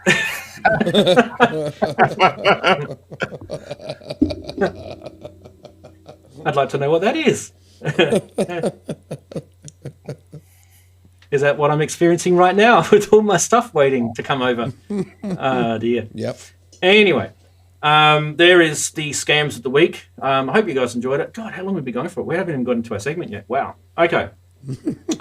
We are talking MIDI this week and setups for larger studios. And I think the whole point of this topic was that we just want to kind of talk about what our experiences are with having lots of gear and how to sort of set it up and make sure that you're kind of not having to keep plugging and unplugging stuff and getting frustrated and pulling your hair out. That was kind of the whole sort of feel, but at the same time throwing a few sort of product recommendations in there. Now, So for me, I'm going to probably start off with, I kind of put all my sort of rack mount gear and connecting it up to my computer on hold once I actually got the MPC, which is kind of cool because the MPC has amazing MIDI routing in it, and I pretty much just patch everything through there, and it's all visual on the screen and everything. So try not to listen to me too much in terms of recommendations, but the first one that I'm going to recommend, and I'm going to try and find it under here, and you probably, Andrew, you'll probably be another person to recommend this, and that's this little baby here. Okay, so if you don't want to take up massive amount of space and you want a whole bunch of MIDI routing capabilities, this tiny little box is by RetroKits, and it's called the RK006, and it has 10, count them, 5 on each side, MIDI. Plus it's also got MIDI in and MIDI through, and it's USB powered. And that little baby works on my MPC. And I am going to do a video on MIDI routing on the MPC later, and I will show this working with it because it's something to behold, honestly. So to keep things very kind of neat and tidy, that's cool. The only negative side of that, though, is that you've got the little 3.5 millimeter jacks, and you might think to yourself, well, I don't have those jacks. I need the DINs because I've got the older gear. Well, you can just get the adapters for this. So, but a lot of the gear coming out now has got the 3.5 millimeter MIDI in it anyway. So in that case, you can mix old with new, and that makes things easier. But as I said before I started going MPC, I had rack mounted gear and I had lots of MIDI problems, and I bought myself a Motu Express, which is an 8-port MIDI rack mount thing. It's sitting behind me in the rack behind there, and it's USB based. You bring it into Ableton, it comes up, you see every single MIDI port on that thing, and you've got 8 in and 8 out. And that thing is pretty old now. It's probably, maybe 10 years old, I guess. Technology, it still works. Yeah, maybe older. It still works fine. Like, it is absolutely fine for your needs. It's reliable, it's stable. I never had any problems with the clock or MIDI through routing or anything like that with it. So in that sense, I found it actually pretty good. But the one I think that's really stealing a lot of people's hearts at the moment is this product by iConnectivity, and it's called the MIO XL, and we've shown it before on the news. So I thought what I'll do is I'll get a little picture of this up. There's a few reasons why this one's really stealing the show, and I don't have one, and I don't want to buy one because I don't need one. And get a better high resolution pic of this thing. Yeah. Actually, I might get this one. This is actually a better pic because it's got the back of it. All right. Sorry. I always forget to do things in my show. Being unprepared. Here we go. Right. So this is the This is the back of the MIO XL. Now, what makes this thing so cool is it's got quite a lot of MIDI connectivity for a start. I'm just trying to get this back up again, the specs of it. So what's cool about it is it's got a USB host on there, and you can see there's quite a lot of USB ports on the back. Plus it's got MIDI in. I'll show you a photo at the front of it in a sec too. It's got some intuitive side of it, but I guess it probably fills a niche in the market right now where it's got RTP network MIDI, and you can see that little Ethernet socket on the bottom left-hand corner there. That is actually where I think this thing comes, into power. So you could have this thing miles away from your computer and literally just have it plugged into your network, and all of that stuff that's plugged into it will show up in your DAW, which is really, really cool because you can have network cables going over 150 meters or so now. So, it could literally be in another part of your studio. Now, the other part of this that I like is obviously the USB side, and I'll get sort of expandable as well. Did I tell you how many it does? It does technically 22 ports of MIDI. Technically, if you add up all the USB and MIDI DIN in there. Let me get the front of it. I need to turn that off. There you go. It's quite a sexy looking thing. It's rack mountable, and you've got the stuff in the back that I just showed you, plus all that connectivity on the front as well. Now, out of everyone here, does anyone own one of these? Anyone in the chat? Anyone in the video side? I'd love to own one, but they're about $700 or $800 Australian, I think. $750 Australian. Yep. Yeah. They look really good, and they've got a good rep. I have looked at the software to manage them, and when I looked at it, it was the older model, and from what I hear, they're actually updated the software to manage them, because it was always, I found the software to kind of do all of its routing was a little bit odd. The software's been improved now. Yeah, I believe the software's been improved. But I do like it because it's kind of one of those, you can put it aside. You don't need to have it connected to a computer too. That's, I think, the other thing that's actually really nice about that particular unit is it can actually be standalone. Just standalone. And you can program it up and then take it away and do what you like with it. Yeah. So while I've got your pretty face there, Andy, Andrew, I will. I've just got some better looking pictures that I'll put over your face while you're talking. So there's the back. Yeah. What are you trying to say there? And there's the front. Yeah, and I think the other thing you was going to say with the RTP, you were mentioning RTP MIDI. The problem about RTP MIDI is it doesn't just do a one-to-one of I've got all these ports and away we go. It's actually like you've got to set up a certain amount of RTP MIDI channels and then say, oh, these are the ones that I actually want to use and route them. So it's the problem is you still can't have it across the room and then just automatically see them on the computer. You've still got to set up a bunch of sort of networking, which is, I think, I'm hoping will get improved over the years. But it is still probably one of the better units out there, better modern units out there, I'd have to say. It's got presets as well, which is something that I forgot to mention. So that's actually pretty cool. It's a bit like having a mixer with presets. You know how you can get digital mixers now, and you've got you set all your sliders and your compressor and all that sort of stuff, and set it as a preset. So it's good to have MIDI like that too, because you might actually want to change what you're doing with your MIDI. You might have more gear than what this thing can handle. So that's so important. The Akai 006 that you mentioned also does that. Yep. It's got 10 presets on it that you can do. The other thing that I think is really important to mention with the Akai 006, and I'm actually using it this way at the moment, is I'm using it as a MIDI host. So it can be both a MIDI peripheral, so you just plug it into your computer and you see 10 outs and 2 ins, but you can actually plug a MIDI hub into it instead, because it's got its special cables to do it. Yep. And it actually I think last time I checked, it's up to 4 MIDI devices plus the 10 ins and 10 outs. And I actually use that in a little portable setup I've got here, where I actually have a couple of my devices over MIDI USB going into the RK006, and then I have some devices that are MIDI, typical DIN MIDI only, also going in the RK006. So I can actually kind of merge all the different ins, and then obviously all the different outs is also sent from the single brain.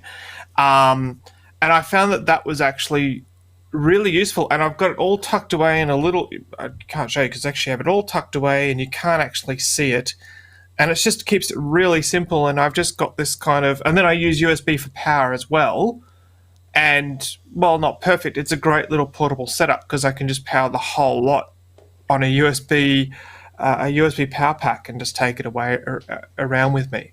So those RK006 are very, very handy little devices, especially if you've got a little doorless setup and you want to sync all of your MIDI clock, and and you've got some of it's USB and some of it is traditional.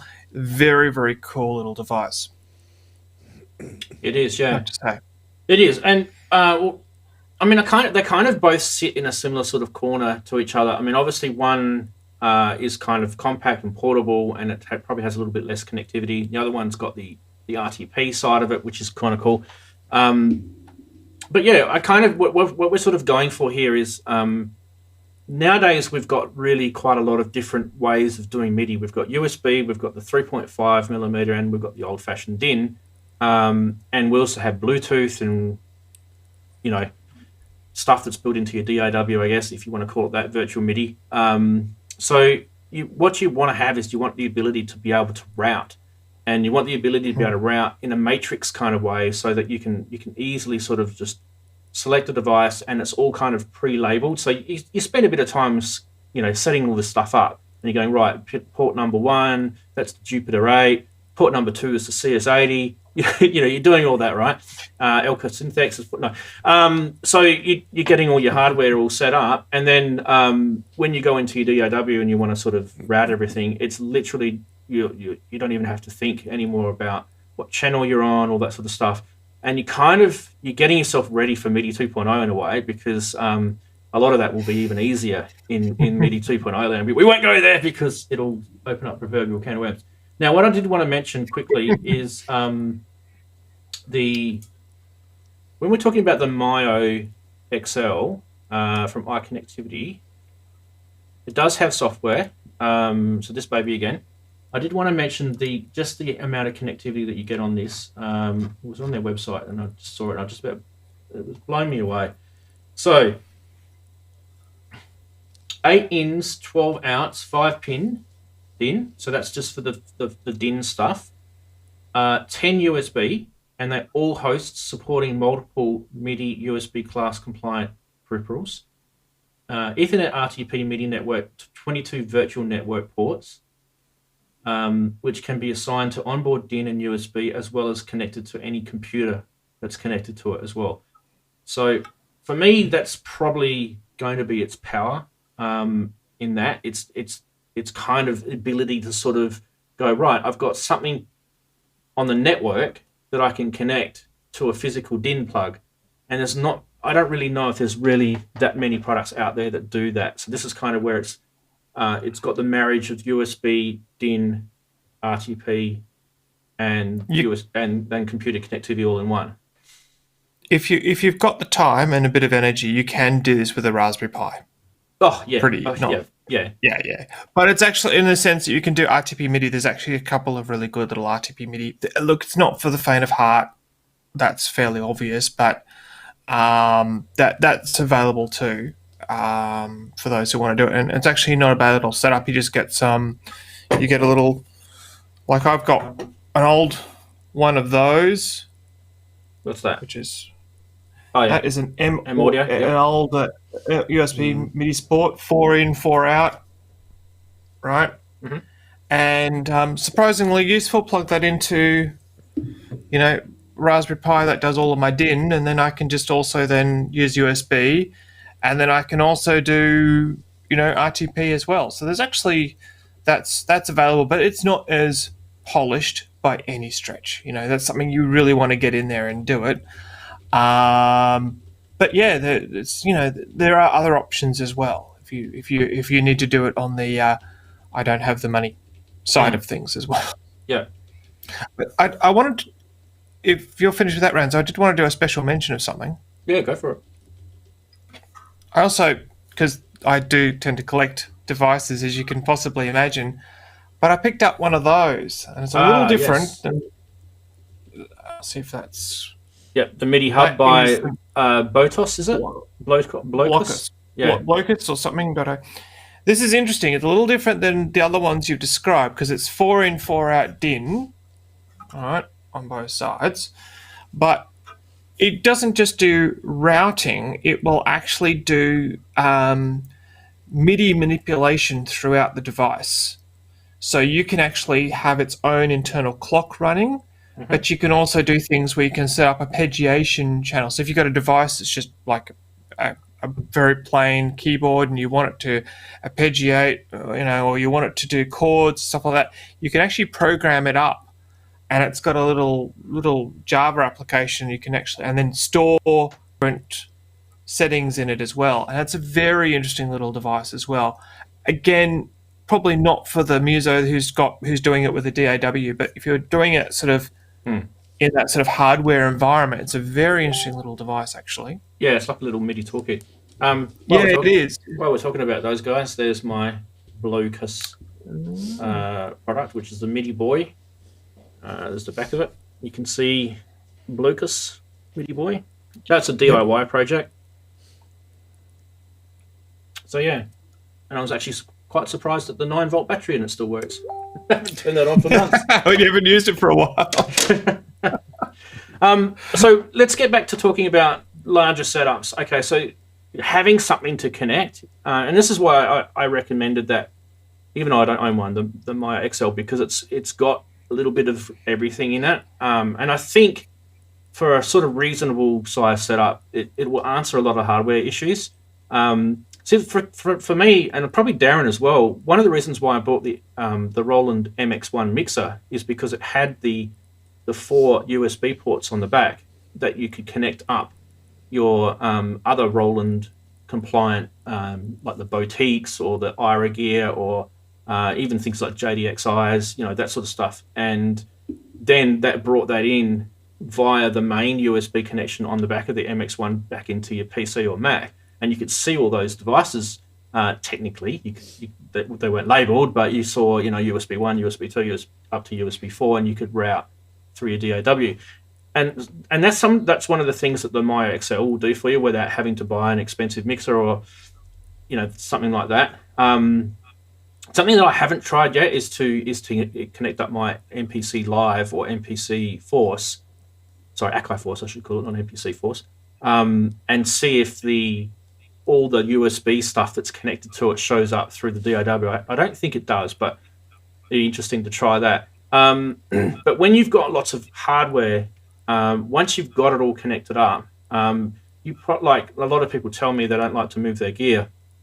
And once they've got it set up, they like to keep it there and, keep it connected through some sort of audio connection, whether it's a nice big fat mixing desk via a patch bay or whatever you've got, or whether you're using rack mounted audio interfaces. Like I've got the Presonus Studio 192, so that's actually independent to your MIDI. And so one thing is to record your audio, but at the same time, if you're playing on a synth or you're playing something else like a controller, you want to be able to record the MIDI note data as well at the same time. So it's really, really important for you to have those things connected up all the time. And that's why these devices like the Motu rack mount or, the Maya XL, there's plenty of others out there as well. But going down that path is what you want. Now, is it really that difficult to set up?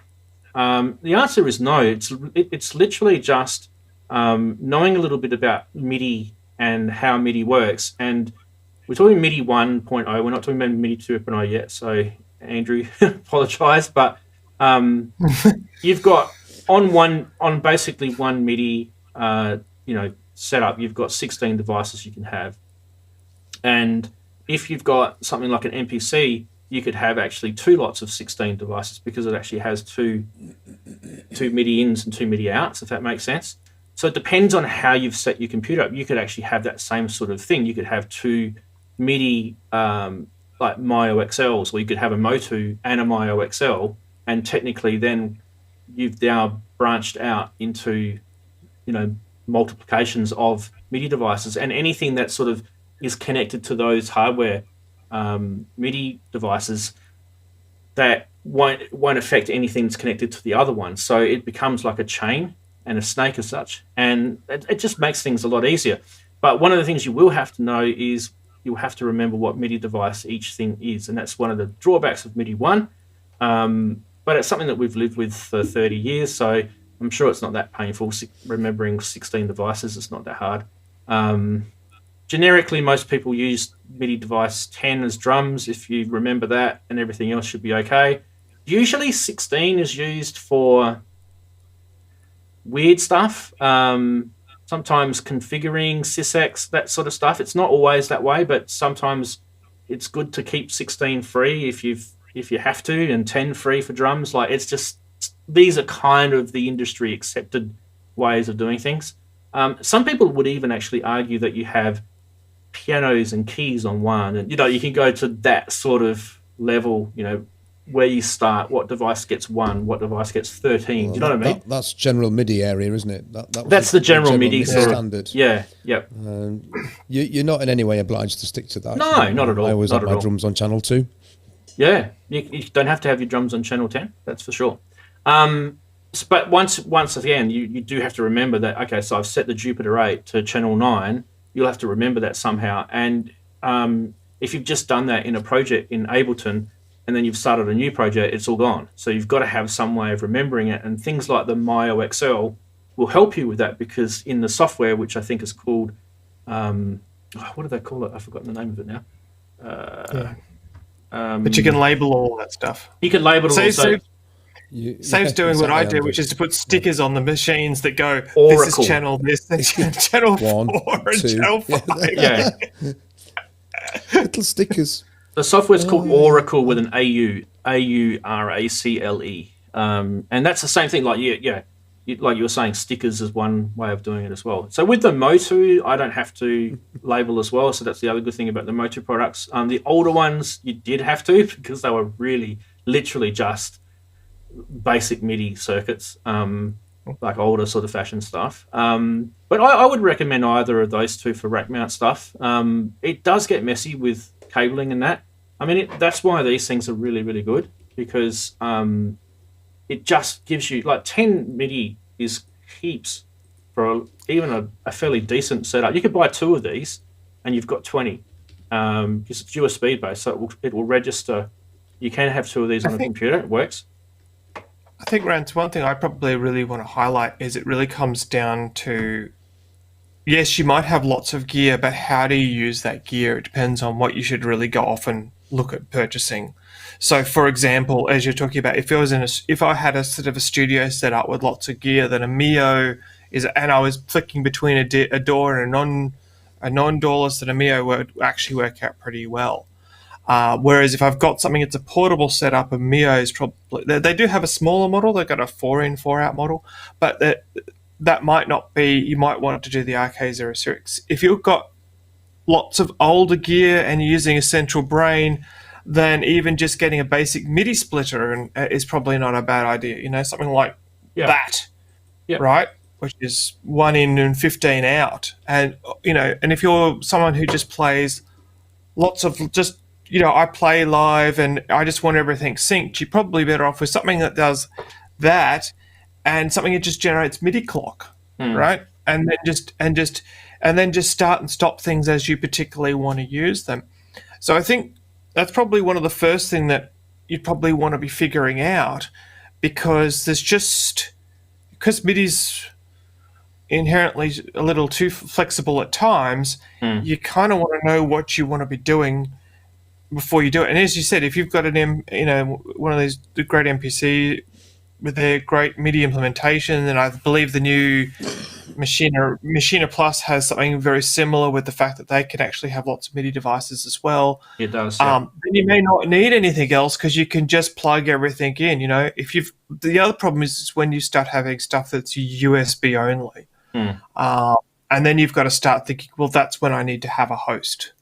Yeah. Right. And if you don't need to, if you can avoid, if you don't have anything that's USB only, well, then it becomes simpler. But it's just something lots of things to kind of consider, I think. Yeah, I think we've answered though the host issue. I think if you stick with those products that I mentioned before, the Retro Kits one is a host, the Myo XL is a host, the Motu is a host. So not the Motu Express though. There's another Motu product that's a USB host. And the benefit of USB hosts is it takes the payload of USB duties off your computer and brings that to the actual device itself.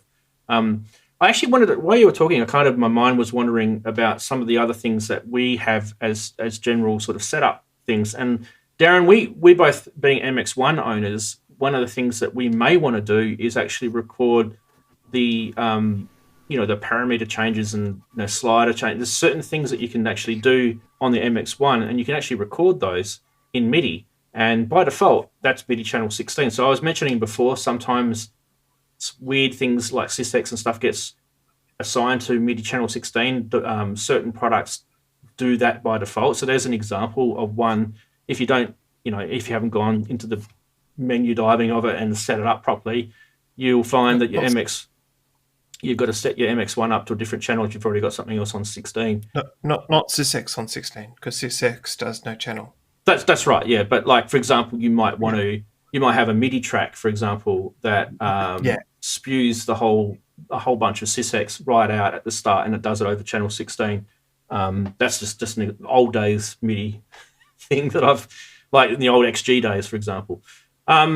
So things like being able to record parameter changes, but not necessarily on an actual instrument itself. It might be like sort of the MX1. And the other thing too, there's lots of MIDI things that you use that aren't musical at all.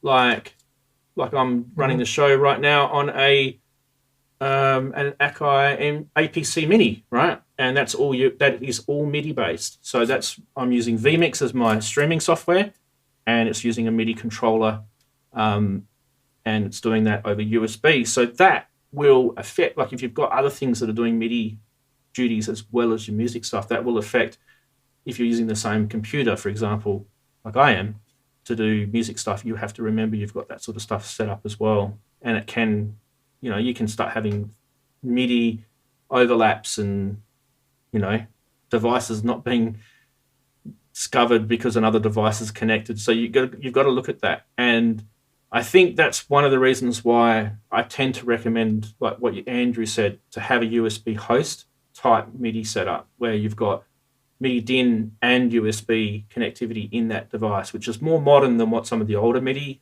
rack mount and stuff setup is.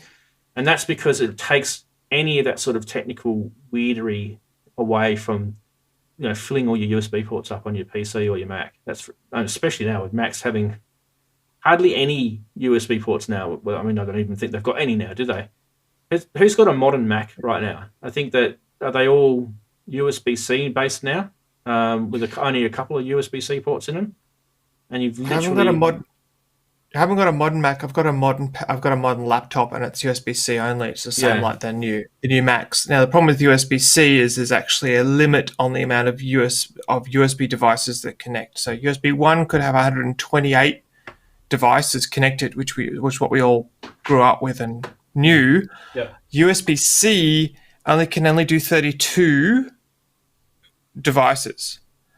So the average computer only has a couple because I think it's like you've got your mouse and you might have keyboard and stuff like that.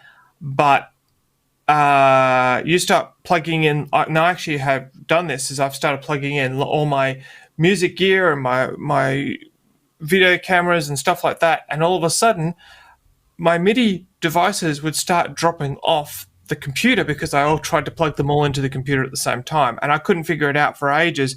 And literally, I'd unplug one device, and then and another device would appear. And then I did some research, and it turns out that USB, like the latest USB 3.1 or USB-C, I can't remember what it is, but it can only handle 32 actual devices. Yeah. And if you've got on a hub, you lose a certain amount of devices as well. So it's actually quite problematic. And that's why I end up going back to MIDI 1 DIN MIDI all the time, far more than I want to, just because sometimes I have problems with USB when I have lots of devices. I was going to ask, how does Andy and Darren set up their systems? Because they've both I can see them both in the background there. I'm just curious how they actually set them up. We'll do Darren first.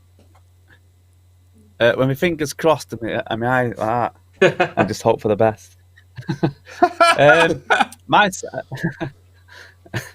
The way I work, so I use USB MIDI on things that have USB on certain things. I also use iConnectivity. Now it's a very old one.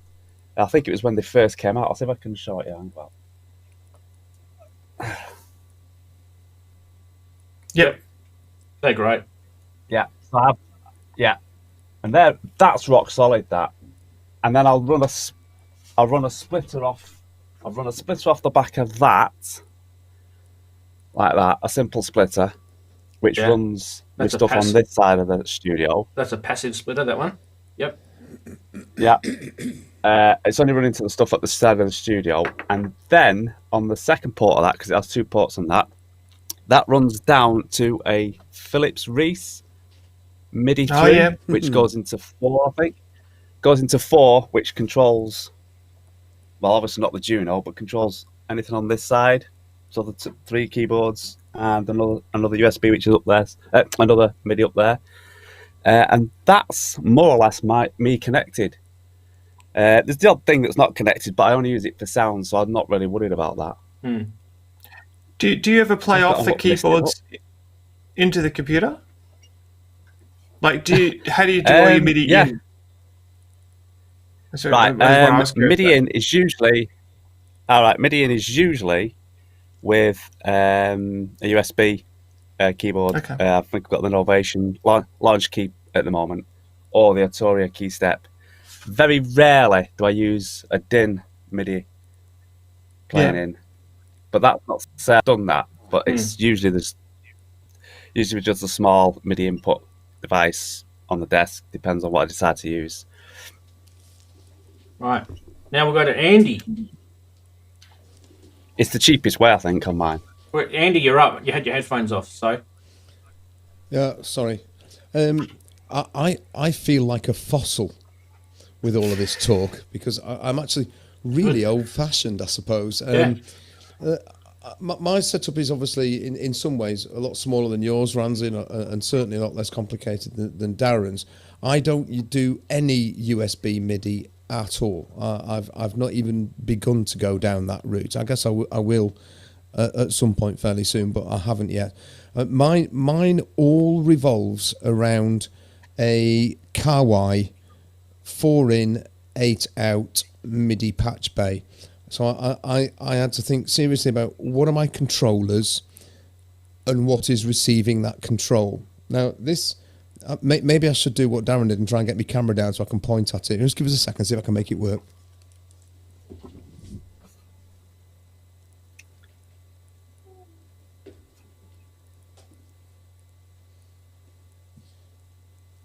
Oh. Let me see, we got it.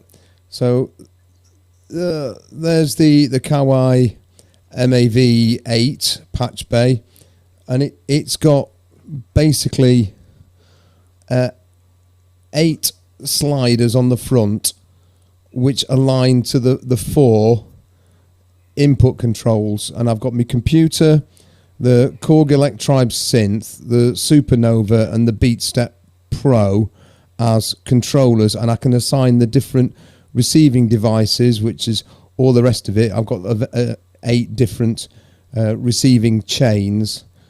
Some of them have got sort of various throughs. So if you can see that on there, it says Supernova and something I can't remember. That's the SH01A and various things that they all connect up through that. Mm-hmm. So is that like a mixer? Is that what you're saying that is? No, it's a MIDI patch bay. Right. So what do the sliders do? It's got. Well, let's have a reach out. So let's have a look. See that this slider here? That's labelled Vol. So that's my Volkers. They're all on one slider. So I can set my Volkers. At the moment, they're set to receive on. Can you see the white lines? Yeah. They all correspond to. I'll try and pull this out. See, I've got computer, Korg, Electro. Those are the inputs, A, B, C, and D inputs. Yeah. So at the moment, the Volkers are set to B, which is to receive from the Korg Electro. Right. So they're receiving the MIDI from the Korg. So it's just, but basically, it's like a patch bait. But I can, I can just reach out and go, right. Yeah. Oops. Yeah. Now they're set to receive from a different one. I've just moved the slider a little bit, and it works just by moving the slider. There's no software or nothing like that. It really is just move the slider. And I've had this thing years, and it's never ever let me down. It works. It works a treat. It's very easy to use. So it's basically, I have the four controller devices, and I can set the different receiving things, including themselves, via the sliders on the front. It's just a MIDI patch bay. It cost me 25 quid from one of those little second-hand shops here in Sheffield, and it's been one of the best things I've ever bought. It just solves so many issues. Yeah, it's a bit great. like Darren. I've down on the floor. I've also got a Philip Reese MIDI through box, a 1-3 MIDI through box, which actually then feeds the Volcas because they don't have throughs. So I needed the MIDI through box for that, but I already had that from years ago. I mean, see, in here I have a fairly simple setup, really. I mean, and I've got, see, over on my stand over here, I've got me Volcas there, and stand to my right. There are sort of 8 or 9 different sound producing devices, all with MIDI. And even in a fairly simple setup, it can suddenly get very, very complex.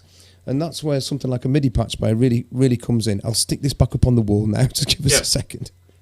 Yeah.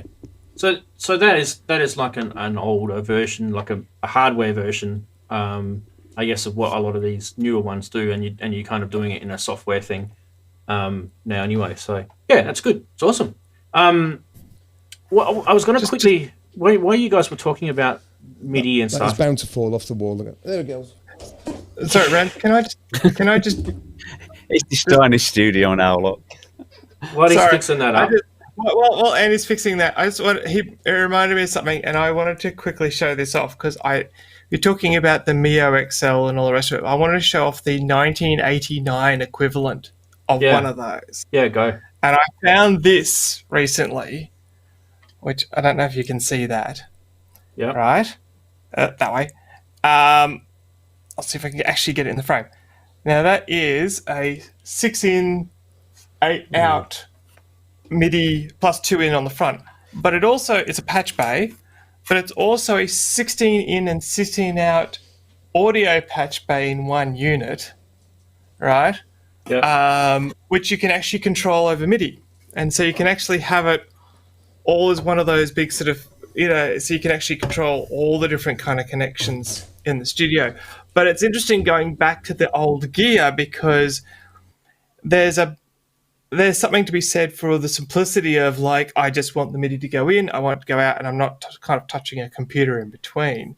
But it's kind of interesting that, we're still trying to solve a lot of the same problems that people are having, when MIDI was only less than 10 years old. So it's interesting that we keep sort of coming back on this kind of same thing. It's kind of interesting. Yeah. Anyway, sorry, move on. Just an interesting point. Yeah, I guess. Electronics has that same issue as well. We're still doing electronics the same as what we were doing in the 80s. In some cases, it's only really just got smaller as opposed to anything more innovative than anything. Microprocessors have probably got faster and easier to use and things like that. But at the same time, like you said, the problems are still there. Now, we were talking about like routing and MIDI and stuff before, and one of the big issues we were talking about before was the USB side of things. And I did do a show a while ago. You guys might remember it, where we talked about USB hubs. Do you guys remember doing that one? How long ago was that now? That would have been, 6 months plus, maybe. 8. Yeah. So maybe before Christmas. Do check that out if you want to find out a bit more about USB hubs. I do, because I've got an IT background, so it is really important that you guys know what sort of USB hub you're buying, because they have cheap, crappy chipsets on them. Some of them have got really, really good chipsets on them, and actually makes a massive difference to what Andrew was saying before about the amount of devices that you can connect up to it, and how much data it can flow through, and whether it can sort of do it on an asynchronous level. I'll just go to me while Andy's fixing up his camera. Whether it can do it on an asynchronous level or whether it can do it on a synchronous level, all this sort of technical sort of terminology. And one of the ones that I got, and I got it fairly cheap, was a company called TP-Link. Yes, they're Chinese. And I got it from my MPC. It's just in the corner over there. In fact, I don't know if it's a better view on the Blackmagic. Yeah. So it's hard to see because it's like side on, but that's it there. That's my, it's literally stuck to the side of my my setup, and that thing has been absolutely rock solid. You know, in terms of, so if you guys are interested, I'll dig up the model number of that and post it in a bit later when I can find the picture of it, because the box is somewhere around the place. I can't remember what it was, but that is actually, you know, that's one I would recommend. There are plenty out there, but sometimes there's brands that claim to be good because they've got a good name, or maybe they've had a good name in the past. You know, you've got to be careful. So don't just go and buy any USB hub. Like Andrew was saying, USB-C now is sometimes the only port that you've got. So you might have to have a USB hub just so you can connect the type A type USB plugs up to it. Be careful too, because you might be finding that some of the stuff you've got is a mix between USB 2 and USB 3. And that particular hub that I've got is USB 3, and it can handle anything from the latest USB all the way back to USB Type 1. So you've got to be able to, you know, because some of the old gear still has USB, like even a Roland Gaia synth is USB 1, you know, so if you've got to be able to think about what sort of gear you've got, whether you've got older hardware and stuff. It's got to be all compatible. Now, I want to bring the chatties in because there's lots of people talking in chat, and I just thought I'd bring that one up by Howard, who mentioned, I don't know if he's still in the chat now, I have 20 plus keyboards and another 20 plus MIDI devices. I like to play live and switch MIDI control around depending on what I have at the moment. I think it says not at the mom. But I think it just cuts it off. I don't know why it does that. But if Howard, you're still in the chat room, let us know what you're using to route your MIDI. Like what hardware are you? Is it all just a mix match, or maybe there's something you specifically have? Now, if you do want to ask a question about MIDI routing, because we've got some good brains people here, make sure you say he's mentioned JL Cooper MSP Plus. Okay, I don't know what that is, but yeah, we can check it out. Me neither. Make sure you mention my name just put at Ramsey, and it will come up as highlighted so I can actually see it. So if you do have a question you want me to bring it up, like ASIO Head has done there, I only get AU key and Anchor USB hubs. They're very stable and well built, and I'll just highlight that because he did the right thing. And it should pop up below. There you go. So you can see right down the bottom where it says socials, those comments will pop up below. So Richard's just mentioned one there. There we go. Motu MIDI Express T and Myo XL. There you go. And let us know. I mean, be honest with yourself. Are you happy with these devices you've bought? Are there any things that you don't like about them? Are there things that annoy you about it? Like, I mean, Andrew was talking before about some of the shortcomings with some of these things. Don't forget to mention my name if you're asking me a question. I notice people are asking questions in there, and they're not mentioning my name. So, yeah. The one thing I would bring up, Rans, is you know, a few people have been talking about splitters and MIDI splitters, and I think it's probably good. I would recommend when you're doing MIDI splitters to not rely on the self-powered MIDI splitters. And some people have no problems with them, but a lot of people do have problems with them because you get some MIDI devices now who are using 3.3 volt and not 5 volt, which is fine for MIDI signal, but it's not enough to drive the splitters. Yeah. And so you have failures with them. So just something to be aware of. If you're getting a splitter, get one that's actually powered. Yeah, it's probably a good way to go as well. It's a bit like you talk about MIDI hubs. The same thing happens with MIDI splitters. You've got to really make sure you get the ones that are quite good. And they're not that difficult to make, but just be aware of, you know, if you have problems with those, that's a good reason why. Yeah. No, I did mention too, when Darren pulled out his little splitter, I did mention quickly that I quickly identified that as a passive splitter. So that's another term that you'll hear people say, active versus passive, and that's exactly what Andrew's saying. So an active one will keep the power flowing through that MIDI device. And there's actually one way to actually find out whether you've got your MIDI is actually powered or not, and that is when you connect it to something like, for example, a MIDI Solutions through box. You know those little tiny ones that you can get? I think there might even be one Yeah, there's one there on my wall behind me. Let me go there. That thing. So the MIDI through those little passive, they're little passive through boxes. They've got a tiny little LED on them, and they're very common. A lot of studios, people own them, and it won't show any light at all if you've got no power coming through. It's only very, very low voltage MIDI anyway. So I just thought I'd mention that. Now, let's go to and the Bluetooth.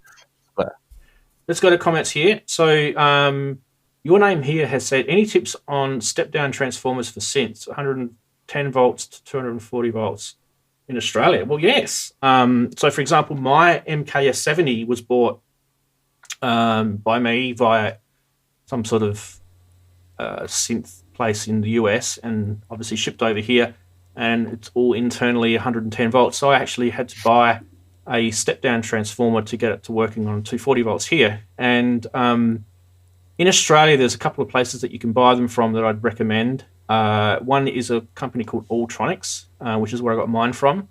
And you can, I think there's another one called JCar. So those two fairly common sort of retail type electronics shops will do them. They're pretty good. Like, all you've got to keep your eye on is the wattage, and the ampage on it. So you've got, just keep an eye on that, and just make sure that it supports, it's got enough power on the step down that the actual synth needs. And usually synths are pretty low powered, so don't be too worried about it. But yeah, usually that. Okay, so what else have we got? We've got JX3D saying something to me here. Let me quickly grab that one.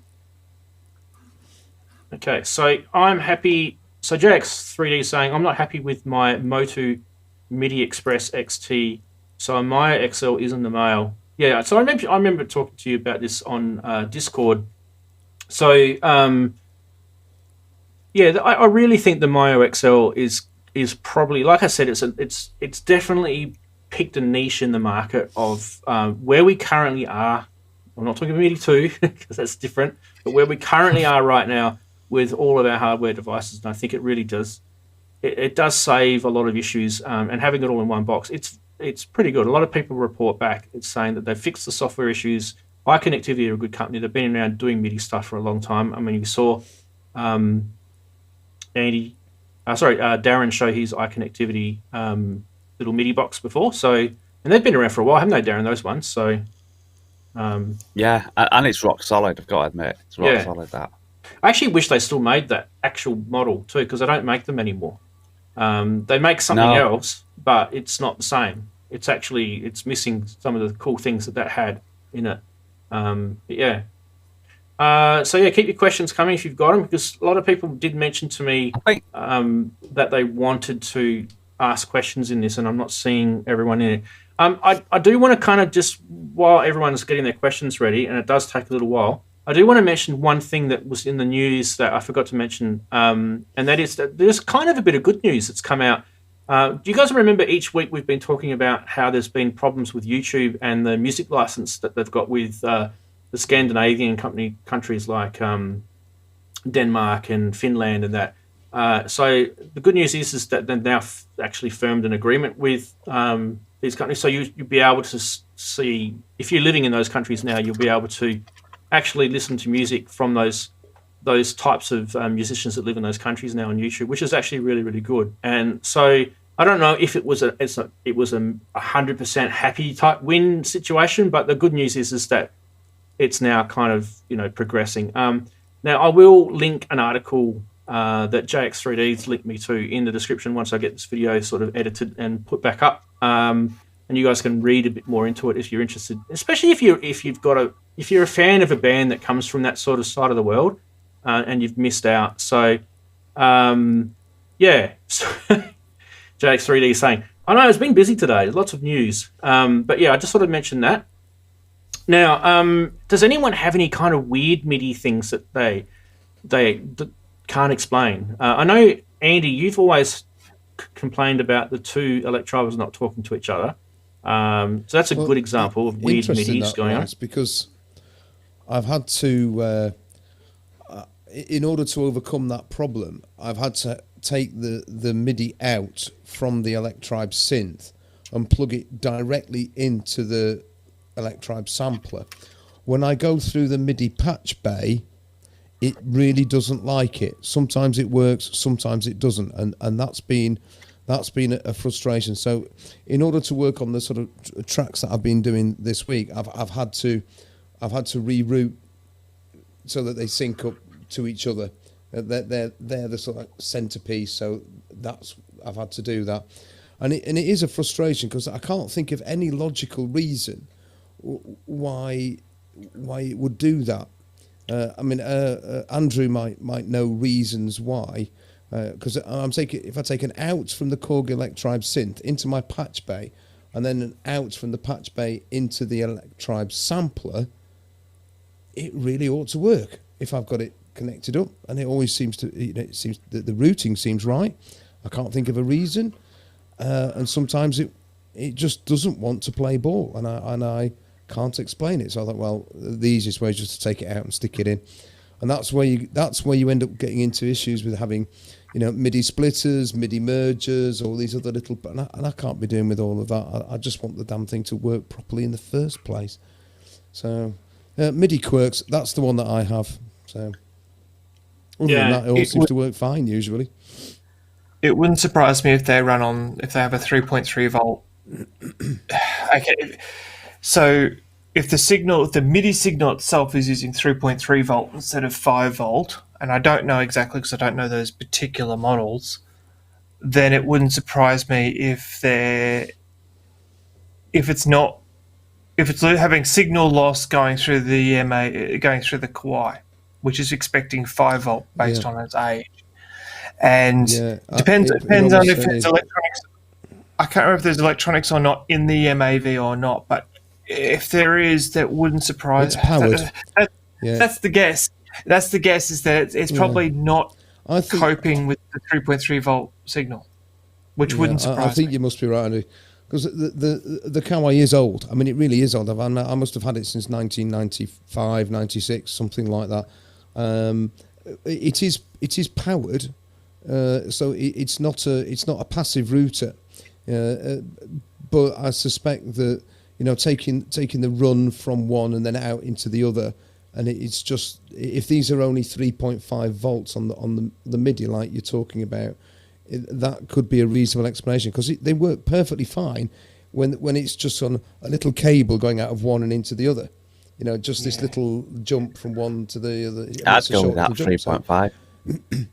Yeah, I think you're probably right with that. So it's a bit of a nuisance. But I mean, to be honest with you, the days of the sampler are numbered, really. So, but I've been saying that for months, haven't I, Rizal? But yeah, they are. Yeah. but out of all seriousness, Andy, once you do get yourself one of those MPCs, whether it's a one or a live or whatever you get, it'll sort all that out, won't it? I think your MIDI situation will be a lot easier.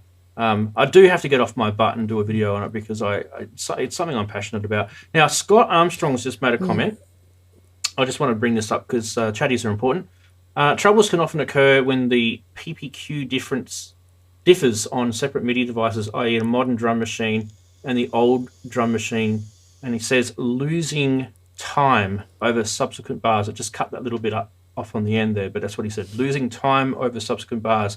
So MIDI timing, MIDI drift, yeah. Andrew, I think that you're a good person to talk about MIDI drift and timing. Could maybe answer some of that. So MIDI timing runs at 24 ppq, which is parts per quarter. Yep. No, I think it is. I can't remember the ppq. There's a whole range of reasons why MIDI timing can go wrong. A lot of it's based on if there's a large software stack. That's when you get a lot of jitter and a lot of time problems.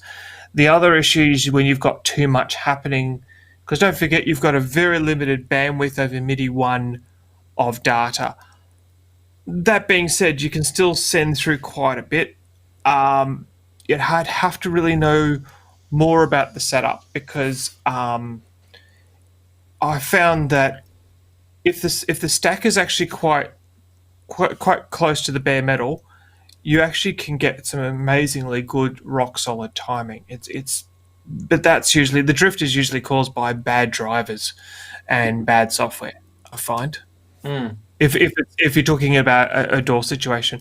And then sometimes you get bad hardware that has bad clock, but that's the main reason you get bad clock. I think there's an easy solution though. In a lot of cases, MIDI clock is like probably the cause, and like for example, if you're using Ableton is actually one of the most stable MIDI clocks I've seen. And unless you've got computer issues, of course, then that's a different story. But I doubt it that it would affect too many issues with MIDI clock anyway. New Ableton 10. Good clock. Yeah, we're talking Ableton 10. Yeah. Maybe The 9 other as thing- well. But I would also mention too that if you can get yourself something that has a good MIDI clock hardware based as well, like the Roland SBX one, there's a little box that Roland brought out. Great little stable MIDI clock in that. There's a few other companies that do really, like, they literally live and breathe by a MIDI clock stability. You can Google those. Another one that's got a good stable MIDI clock in it is the Electron. So an Octatrack, Analog 4, any of those you could use as your master clock. Very stable MIDI clock in them. Arduinos are good for stable MIDI clocks as well. So back to you, Andrew, sorry. Sorry, I just wanted to go quickly back to Scott's comment because I did hear a story about this. Now, I'm going to try and tell you what happened on this particular story and of this particular thing. So, MIDI clock uses a what they call an F8, which is the actual byte number to say, so it's time, clock. So then you have, I can't remember which one it is, FA or FB or whatever it is, that's the start of something. Now, I believe in some very early models of clock, because the way clock is supposed to work is you send a start note, but the actual device isn't supposed to start until it receives the next timing message, right? So what happens is some devices, as soon as they get that start message, they will actually start before they wait for the timing message, which happens.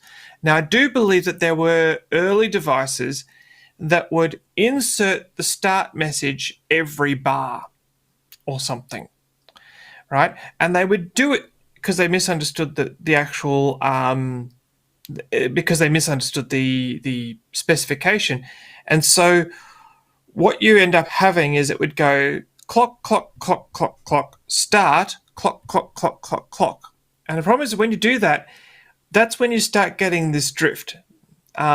This is what I had explained to me and why early drum machines can sometimes have problems, or early things sending off to drum machines can have problems because they actually skip one of the 24 timing messages parts per quarter every so many bars or something, which is actually why you start getting this slow drift over several minutes and things will slowly start to unsync. This doesn't happen in modern equipment because most modern equipment works properly, but it's an interesting one of things that used to happen in the past.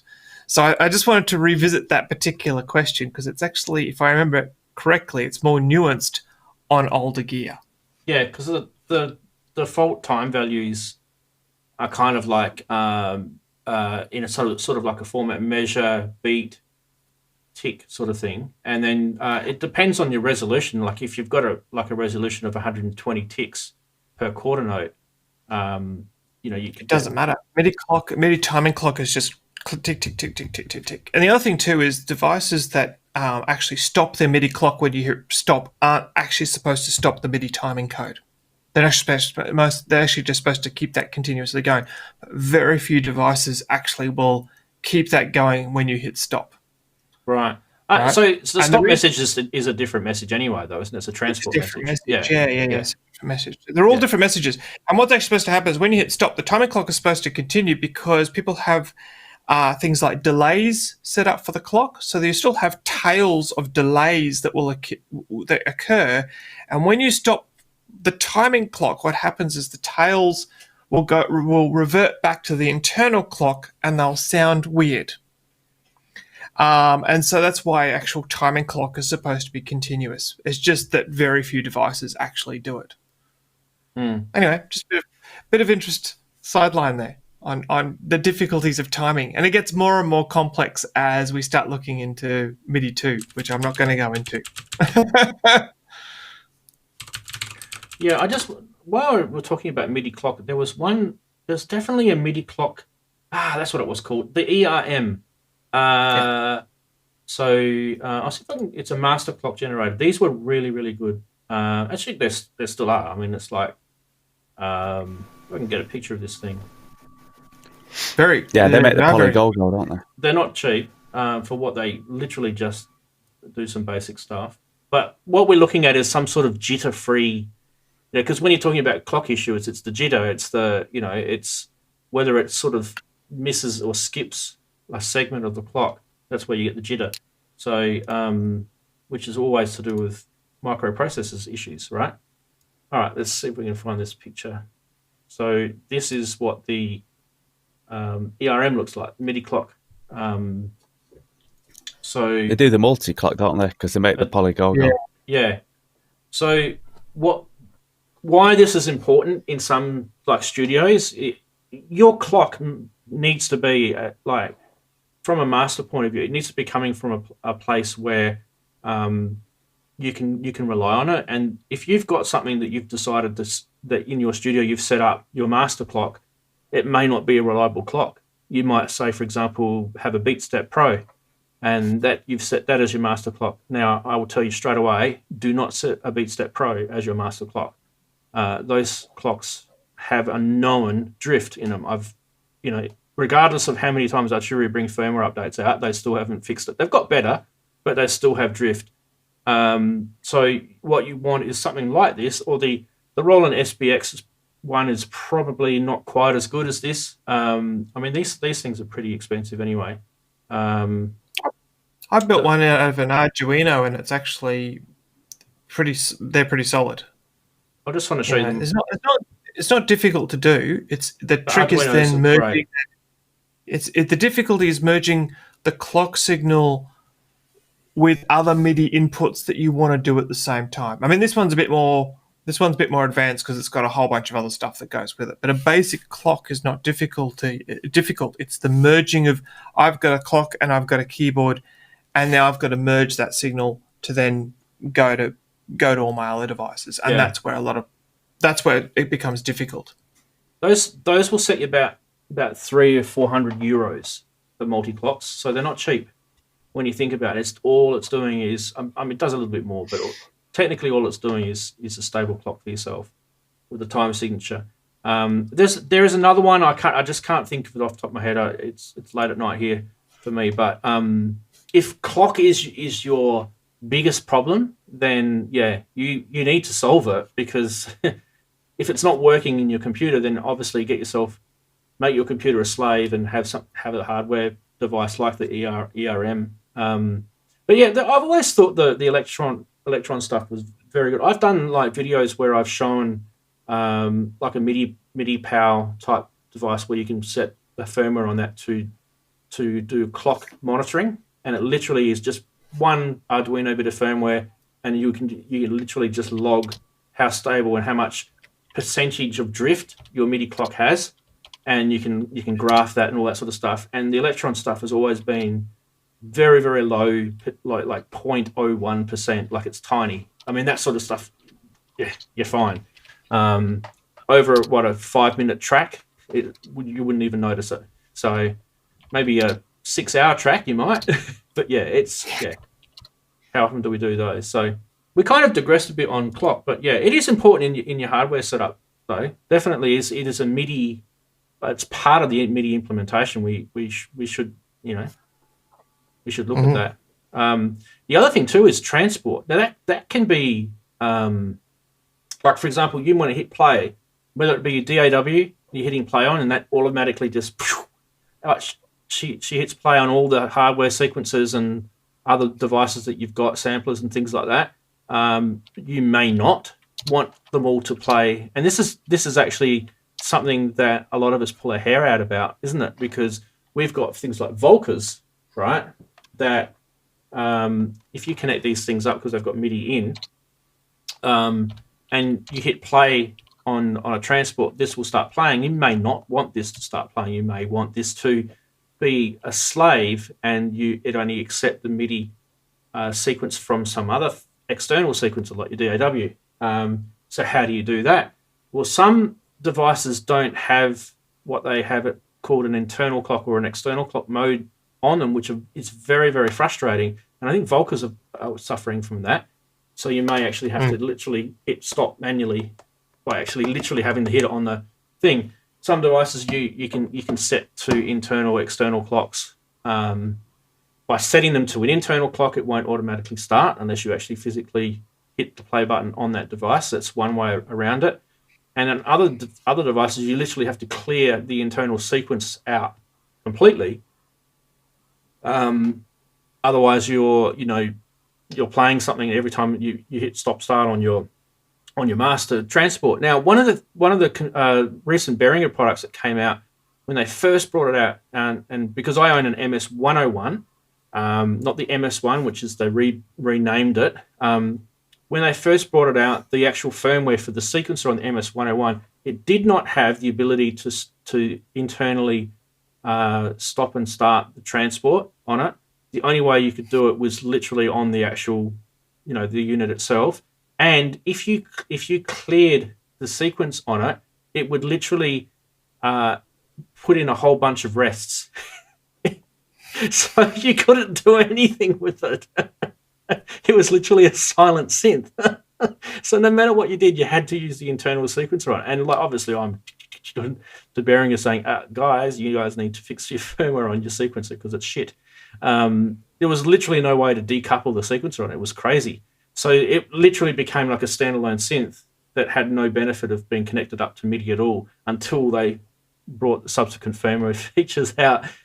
Thank God they did, because it would have been a nightmare. But there are still hardware products out there that still do that, and you have to kind of think, well, how do I get away? How do I get around that? So, yeah. So there's some people are saying the Crave does this. Yeah. So I've heard the Crave does it. Transport problems, Richard Grolks is saying. So, yeah. Andrew,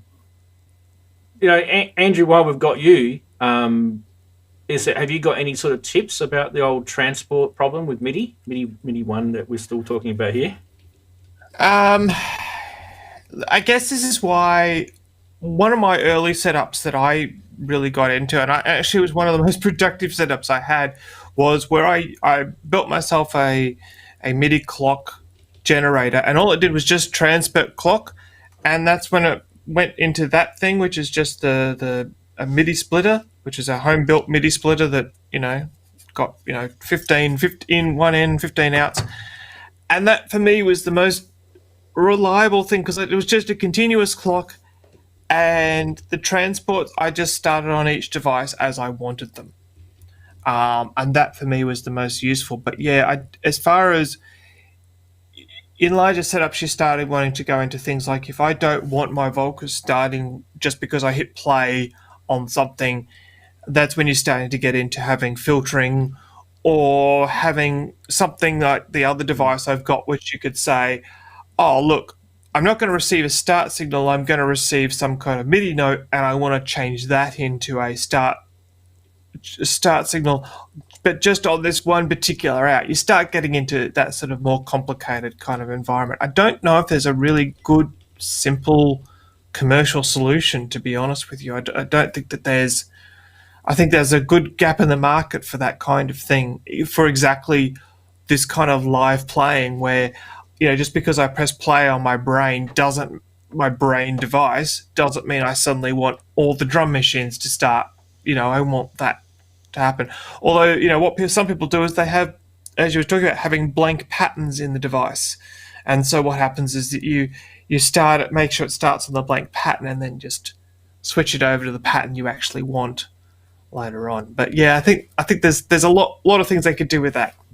So you could get yourself one of these MIDI Power, MIDI Bro, MIDI Gal, MIDI I mean, these things have been around for ages, and what you can do with them is you can set up what they call a MIDI filter on here, and you can make your MIDI filter a specific device channel. So, for example, say your Volca is set to listen, which you can set your Volcas to listen to on device.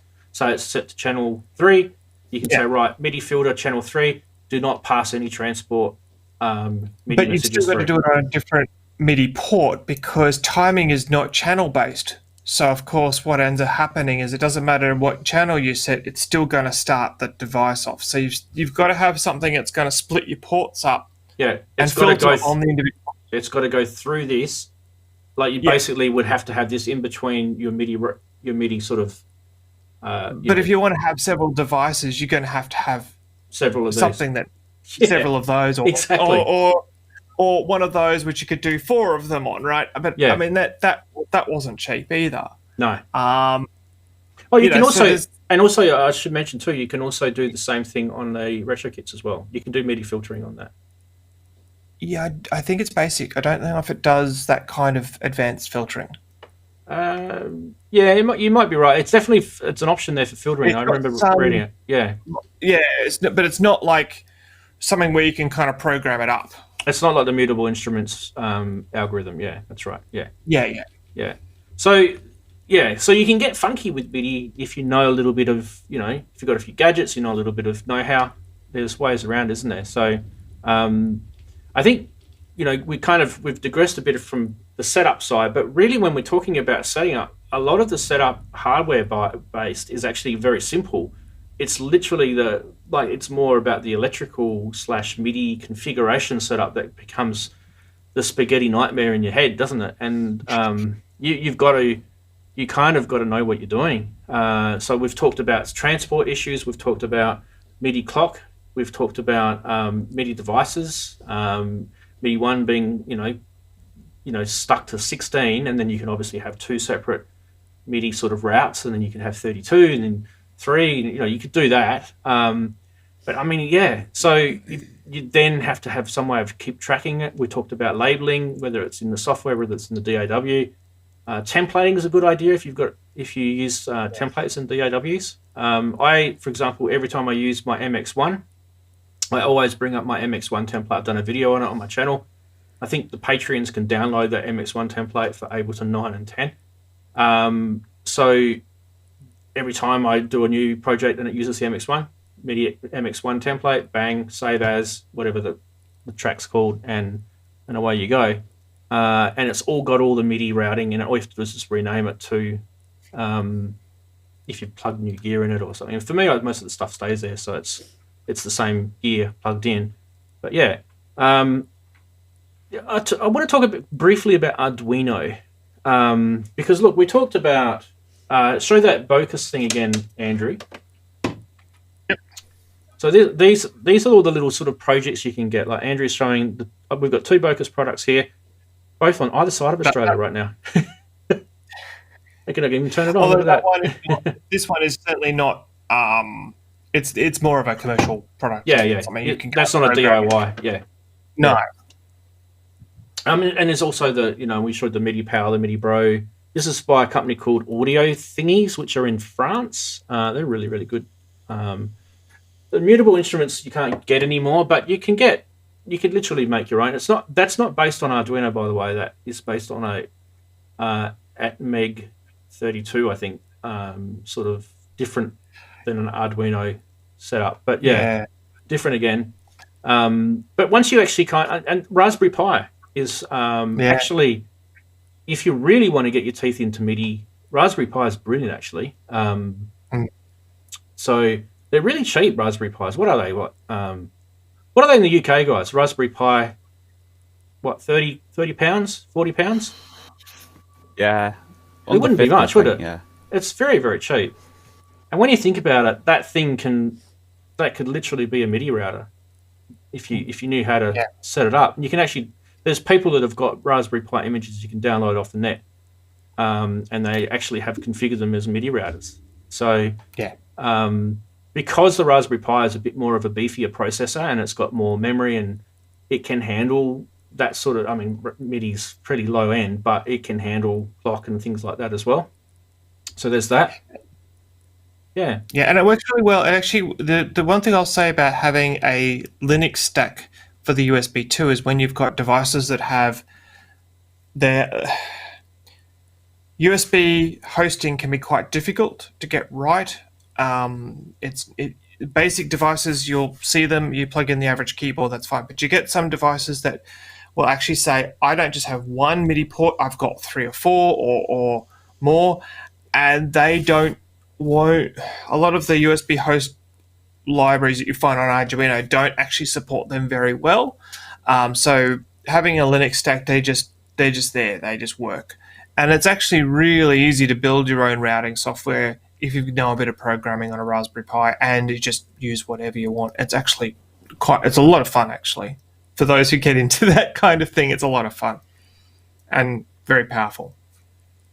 Yeah. And there's Eurorack things as well that you can get to. We didn't mention Eurorack. So there's a whole bunch of Eurorack projects out there. If you go to Modular Grid, you can download any of these. Like Mutable Instruments have I don't know if it's still available anymore, but there's a product called SciPower or CV Power, sorry, which you can get, which is a really cheap CV to USB sort of gate interface, and that's something we haven't touched yet. It's not MIDI related, but it is technically, because you may want to actually get your DAW or your sequencer or whatever it is talking to your your modules that you've got, and you may not have something that does that. So you've got to have some way of connecting it from PC or from some sort of other form of hardware, and you may just have a very basic MIDI to CV type interface, or you might have a very basic MIDI module in your Eurorack. So that's something else you've got to look at. And once you start adding that into the mix of all the other hardware you've got, there's another MIDI device or potentially more. So, for example, Darren and I both have the Nifty case, right? Mm. The Nifty case has a built-in MIDI to CV converter in it. It's not very good, though. I don't believe it does negative octave voltage on it. So, basically, a middle C is like 2 octaves higher. Have you ever noticed that, Darren, on yours? Yeah, I think I did when I was doing the track a while. Is it just? Yeah, I'm sure I did. I think it's documented in forums. It doesn't have negative, so it's not a proper, like a fully fledged MIDI to CV converter. It doesn't actually, like I said, it doesn't go into negative voltage. I do have a Hermod, so. Yeah. So Hermod will fix that. And for me, I'm going to be getting the Expert Sleeper stuff. So yeah, that will fix my problem as well.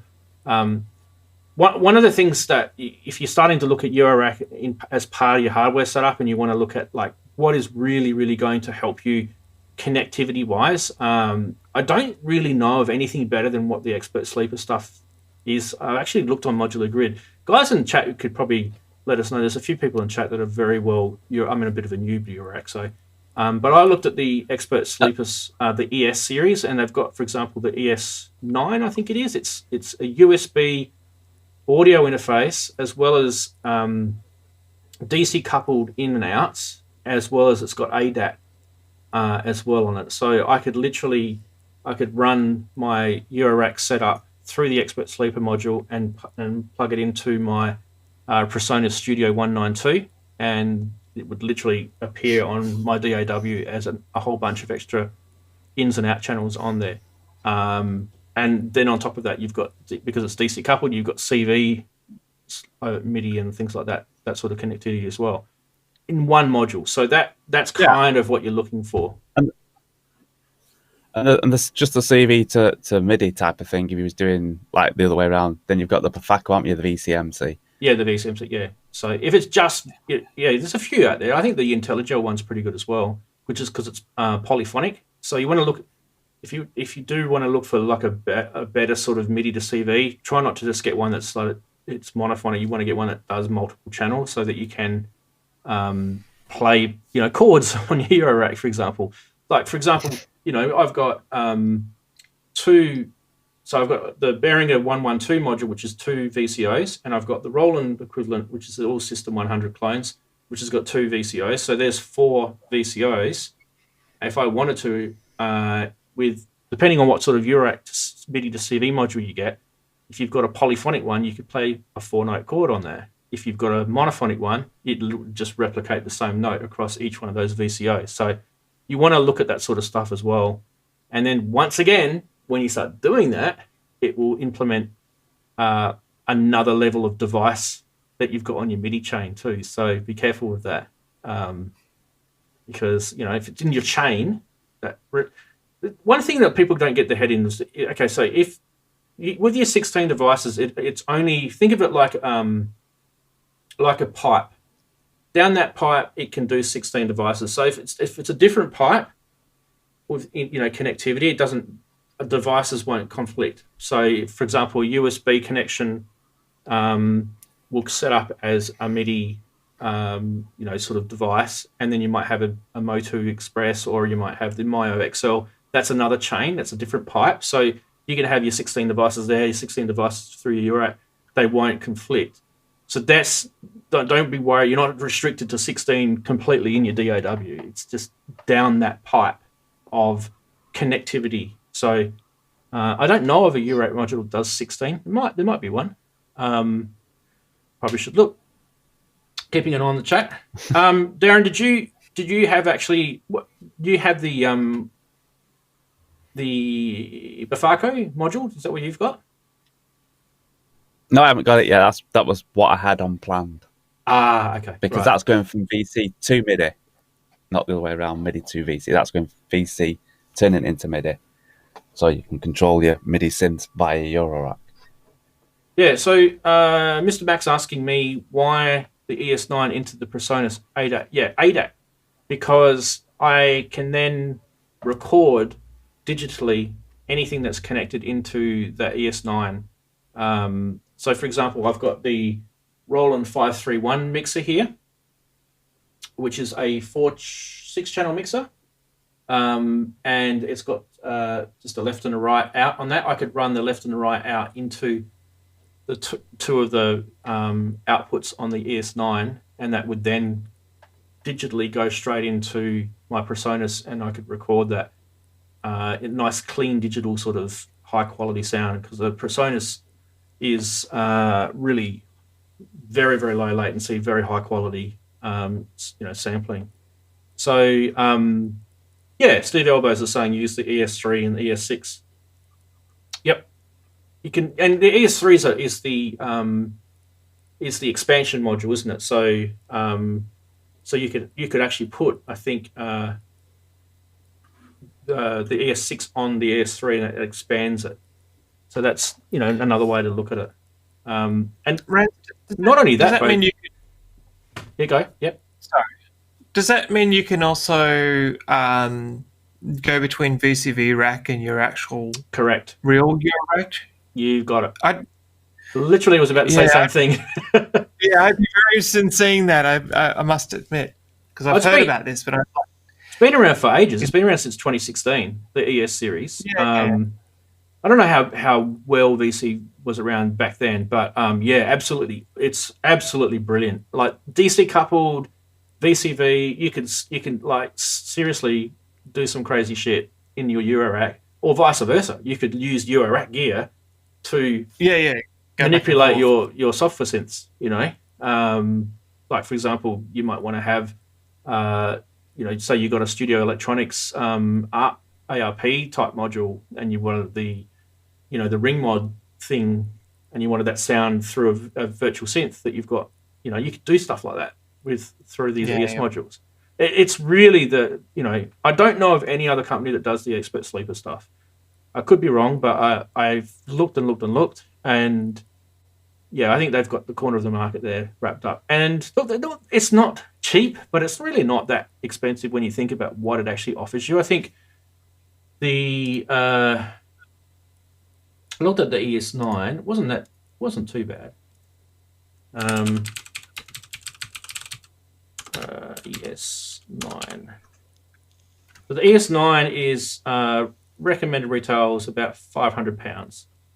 16 input and output USB, audio interface integration, DAW with Eurorack, DC coupled inputs and outputs can be used both for audio and CV. Balance 1/4 inch outputs for headphone socket gives it. You've also got the two ADATs, so you've got in and out light pipe, and you've got a USB-C connection on it, plus a headphone port.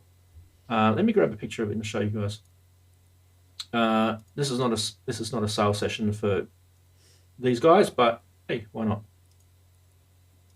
Here we go. That's what it looks like. Okay, yeah. So you can see the two light pipe connections on the right, and you've got your two left and right 1/4 inch and your headphone jack up the top. So that's all your, your sort of off-board stuff, and then all your connectivity. Look at the 14 DC coupled there. Oh, that's just a thing of beauty. I mean, honestly, go big or go home. That's what I say. And they're your in and out. So that's where your 16 comes from. Right. And I mean, look, there's so much more you can do with this than what I just mentioned. But for example, VCV rack was one, MIDI input output, one input, one output. On a breakout, you can do digital SPDIF with TOS link or input as well. I can't remember this. I don't know where it talks about the sample rate. That's the only thing I haven't been able to find in the. Oh, actually, no. I think it's 96K. Sorry, yeah, it does. It's 96K, which is awesome. So, for example, if I wanted to, I could actually put that into my MX1. So, because my MX1 has a digital input on it, Darren. So you could put your Expert Sleepers ES9 from a SPDIF cable converting into a coaxial digital cable into your MX1, and make sure you set your sample rate on your MX1 to 96K, and all of a sudden now you have got all of that connectivity happening on your MX1. Isn't that cool? So that's just an example. But I don't know why you do that, because if you've got something like a Presonus Studio 192, it'll show all the channels in your interface, so which is even better. And then you can label them on your DAW. Or in my case, I've got one of those virtual mixers that you see, software-wise. It's not this one, but it looks similar to this. I'll show you. Where's it gone? Yeah. It looks similar to that, like a virtual mixer. And you can label all your ports and everything on it. That's actually the Studio 1602, but the it's not connected to this computer at the moment. But yeah, so you can label it all. You can have them all different colors, and so your Expert Sleeper module literally shows up as ADAT, ADAT 1, ADAT 2, ADAT 3, and you just literally just go in, double click on it, type something else in. You can say Behringer 112, System 100, System 500, anything you want. Beautiful. So that's part of your big setup. I mean, that's MIDI related as well. So Sergio, hey, Sergio's here. So Roland Scooper can function as a input to output. Yes, it can. DC coupled interface too. Yes, it can. And there she is right there. All of those are actually DC coupled, which is actually really, really nice. But the only thing it doesn't have is it doesn't have ADAT. So, for me, Expert Sleepers wins the big fight in the ring, big knockout punch. So yeah, that's it. But for those who don't have, money to splash around, and they do have one of those Roland Eurorack modules, use that. That's pretty cool. You can VCV it straight away, which I've actually played with. Will's jumped in. How you going, Will? Will was on here last week before last. It was good to see you. Got a new bunch of modules showing up and received the Poly End Poly 2 today. Beautiful. Nice. People are saying the ES9 is not ADAT if you missed it. Okay. I didn't know that. It has SPDIF. Right, okay. So that might be a bit of a train wreck for me. I don't know. Oh. Maybe someone needs to make that module then. people. I was reading somewhere. I don't know if people have got it wrong or right, but I was reading somewhere that it shows up like someone had the ES9 plugged into their Arturia audio fuse, and you saw all the inputs on it. So I could be wrong, I could be right, because as you guys know, the audio fuse has the SPDIF connections on the back, and they had it plugged into their iPad, and they were seeing the ES9 module on their iPad. There's a video on YouTube. Just have a look. So I could be wrong, I could be right, but that's what I understood. But anyway, okay, so it's the ES8 module, right? I have just got the wrong module. Okay, cool. Let's get the ES8 up.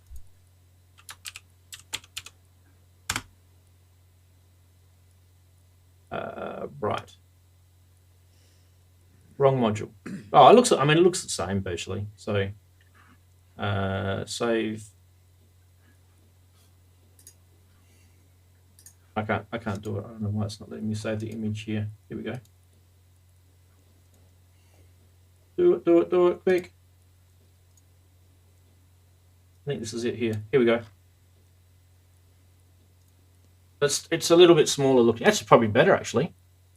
As long as it's got the two SPDIF connections, which it does, and USB. I like the Type B USB too. I don't like flimsy little USB connections, because that's gonna take a beating if it gets knocked, especially if you've got cables everywhere in your Eurorack. Things that happen when you're plugging and unplugging cables. You don't want a little micro USB or USB-C thing to be flimsy on you. The Type B I've always found to be stronger and more sturdy. So what is it? 4 in and 8 out, I believe.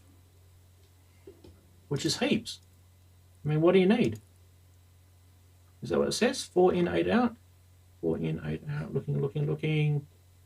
4 analog inputs, yep. 8 analog outputs. DC coupled. Beautiful. There you go. All right, so we had the wrong module.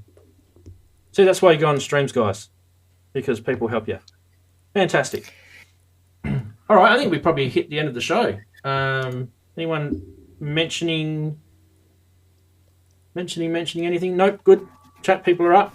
I'm still, yeah, so there was a little rant I wanted to finish at the end. Now, do I have my little rant video?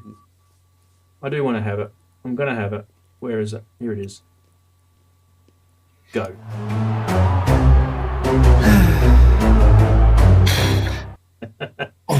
Oh, I love it. I love it. Time for a rant. Okay, so postage. Yes, people. I know, I feel you. Let's come in for a big circle of warmth. You're ordering stuff and you're not getting it. This is what's happening with me. I've actually wondered if things are floating in the sea at the moment. It's like a scene from a Tom Hanks movie where there's, FedEx parcels just drifting on the shore of these beautiful desert islands in the middle of the Pacific with my Eurorack modules in them. But anyway, so if you're sort of thinking to yourself, why does it take 30 days plus for a parcel to go from New Zealand to Australia? Well, I'm wondering the same question as well. And you're probably living in your part of the world, and you're probably thinking, say you lived in the UK and you ordered something from Ireland, you're probably thinking, why does it take 2 months for something to go from Ireland to England?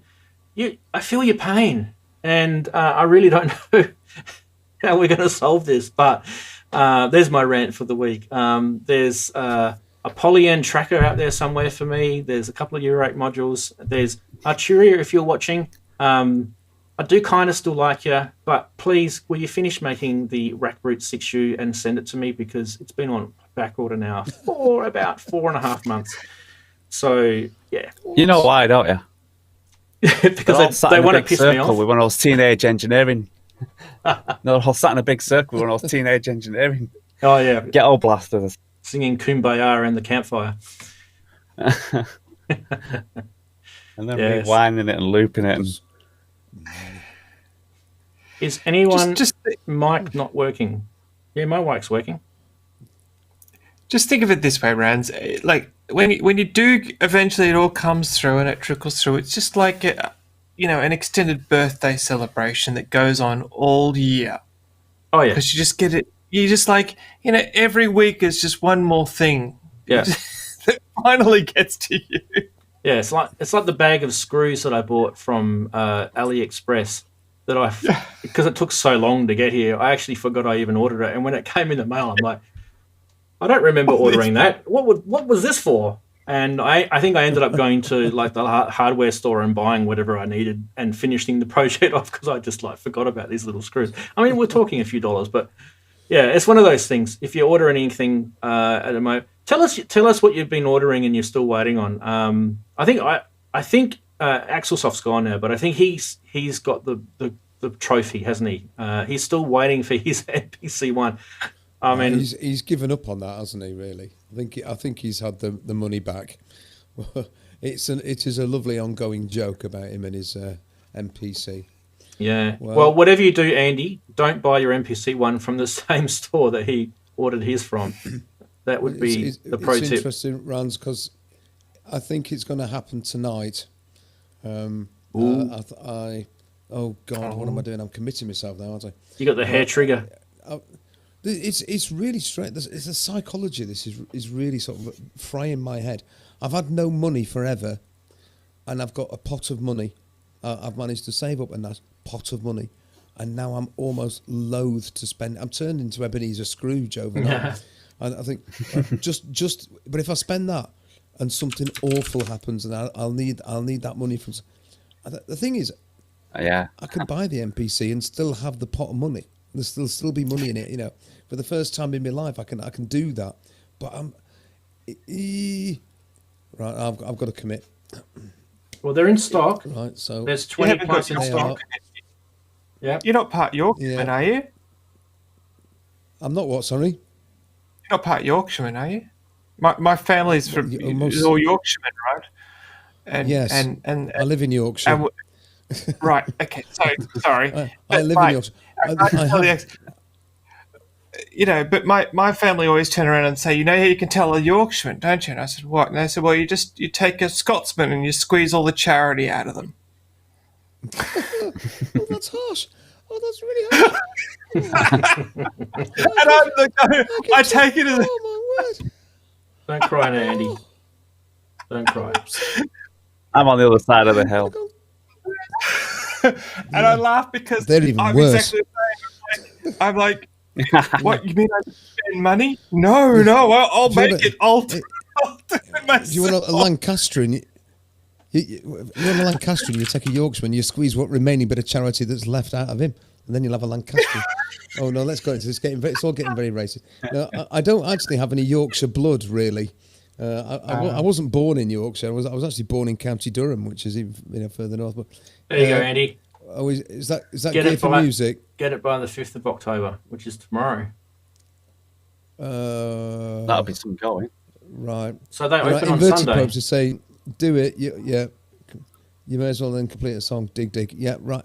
Oh, you stop picking on me. What have I done to upset people tonight? I feel like on the receiving end of everybody's abuse. Yeah. First you tell me off because my camera fell off the bloody wall, and you make jokes about the hole in the road, which hasn't been there for 30 bloody years. I'm upset. I'm going to go and sulk now. Well, when on here anymore. Make sure you sulk with your credit card in your hand. It won't be my credit card. No, don't. I don't have credit cards anymore. No credit cards. No, it'll be the real money, and when it's gone, it's gone. At least I know that it won't then be a debt that's hanging over me like the sword of Damocles waiting to slice me in two. No. Fantastic. Just to prove Andrew, Wagyu, we love you. What a nice man you are. You see, Yorkshiremen do have soul. Oh, that is hilarious. Oh, we do. Thank you, Wagyu. We love you, Loxley. I should also mention briefly. Did I actually keep a picture of this? Oh no, I didn't. I need to get it out of Discord. Hang on a sec. Is Discord actually running? Discord is not running. Why is Discord not running? This is actually really, really funny. It's because it's from Yorkshire and it's gone home in a huff. No, it's not that reason. But anyway, downloads. Here we go. Did you guys see this little furphy from Sound on Sound magazine during the week? I think it was actually the other day. Yeah. They accidentally released. They released this article saying the Akai Force has been updated. Soon soon after that was leaked, they pulled the article down, not realizing that Akai haven't actually released a firmware update yet. But one of the things that they mentioned in this article is that it definitely has a arrangement mode on it, which is actually something that everyone wasn't sure was going to happen or not, which is awesome. And obviously all the MIDI routing and everything's written in there. But a little birdie's told me, and I'm going to tell you who he's told me, but someone in the know told me that I think Tuesday is the day that we can expect it. So for all the Akai Force owners, click refresh on the Akai Pro website on Tuesday. Just keep spamming that refresh button on the downloads page until 3.05 appears. No, we've been waiting for this for a long time. It's there was jokes floating around that the next update will be called the Akai Force Vista update. For all the Windows people out there. But yeah, apparently it'll be good. It'll be good. That's the theory anyway. And Sound on Sound, the guy that wrote that article, I don't even think his name's written there. He probably doesn't have a job anymore. Jeez. You only had one job to do, and that was to follow your NDA. I'm sure Akai will. Telling off. You got telling off? Yes. The guy who wrote it, do you think he actually got his hand slapped and Sound on Sound got into trouble from Akai? I don't know. Or would they have just gone, shit happens? I mean, what? I don't understand why it takes them so long to release it. Just release it. We already know. Just release it. Like, yeah. Well, considering there's been so many other big leaks in the last couple of months, and literally every company's then released on the PR release the next day. It's not. Yeah. I don't know if it's that big. As in, like, I don't know if they'd be that concerned. One would hope not, anyway. Yeah. Well, guys, I'm going to end the stream here. I've been going for 3 hours now. I just hit the 3 hour mark. Wow, that's a long stream. But it's been fun. Definitely fun. Made up for last week. Big apologies to Darren for not sending him an email. But Darren, get on social media. That's all I can say. It was written everywhere else other than sending you a personal email. Everyone else knew about it. I will be back next week though. And yeah, last week was just I was just taking a week off because it was my birthday, and my birthday actually happened to fall on the Saturday. So bugger for not having the show. But anyway, that's life. Next week, I don't know what the topic is, but I have got some good news. So Darren, in the next few weeks, we will be getting a gentleman from Torso Electronics, who is the maker of T1, on the show. And I know that's something that you've been interested in. So that will be coming. And we're going to have Grit from Retro Kits coming on. We still haven't worked out when that will be, but that might be before the Torso one. So yeah, got a few people coming on. And also plug for the Pro Synth Network stream, which is on tomorrow. And some ugly bastard from Australia is going to be on that show. So I don't know who that will be, but yeah, you might have to go watch that channel to find out. And if you don't know who that is, that's Robbie Puricelli, Ben Simpson, and I think Chris is the other guy. Chris Synthiant is the other guy that runs that. So do check it out if you live in the UK. Andrew, you'd have to get up at about 5 a.m. for you to watch that. So you can work out what time I'm going to be up. It's like one of your MIDI.org. It just sucks living in Australia. Like, nothing happens during the day over here. You should be on social media in Australia during the day. It's literally like spin effects running across the side of the road, tumbleweed. Can't get work done, man. If I get this track finished tonight, I'll be there, Rans, to heckle you from the sidelines like I've been heckled today. Yeah. Just to redress the balance. Do the heckling. Do the heckling. Robbie's jumped in and said hi, but yeah, make sure you do check out the show. If not because I'm on there, but because they've actually got a good show. It's better than mine. I really just do a rubbish show, and I don't even know why you guys are even here. But anyway, on that note, no, I'm just kidding. I'm rambling. It's time for me to go to bed because it's past pumpkin time for me. thank you everyone for watching. Much appreciated. Glad to have you all back. I think we hit about 37 viewers tonight, which was pretty good. 41. I don't think it hit. Oh, yeah, it did. It did. You're right. You're keeping a tally. No, 43. I'm looking at a graph. 43 was the peak. So we're not quite at 44.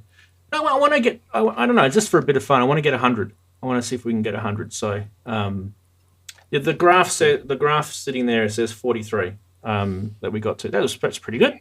So yeah, tell your friends next week, next Saturday, same bat time, same bat channel. I think I've got a bat thing somewhere, haven't I? Where did I do with my little bat thing? That was cool. That's disappeared, has it? Nah, it's gone. Yeah, I've lost it. Bugger. I've lost my bat thing. I used to have a little bat thing. No, anyway. All right, we are going to end the show and we're going to do this. Bye, everyone. See you, folks. Bye.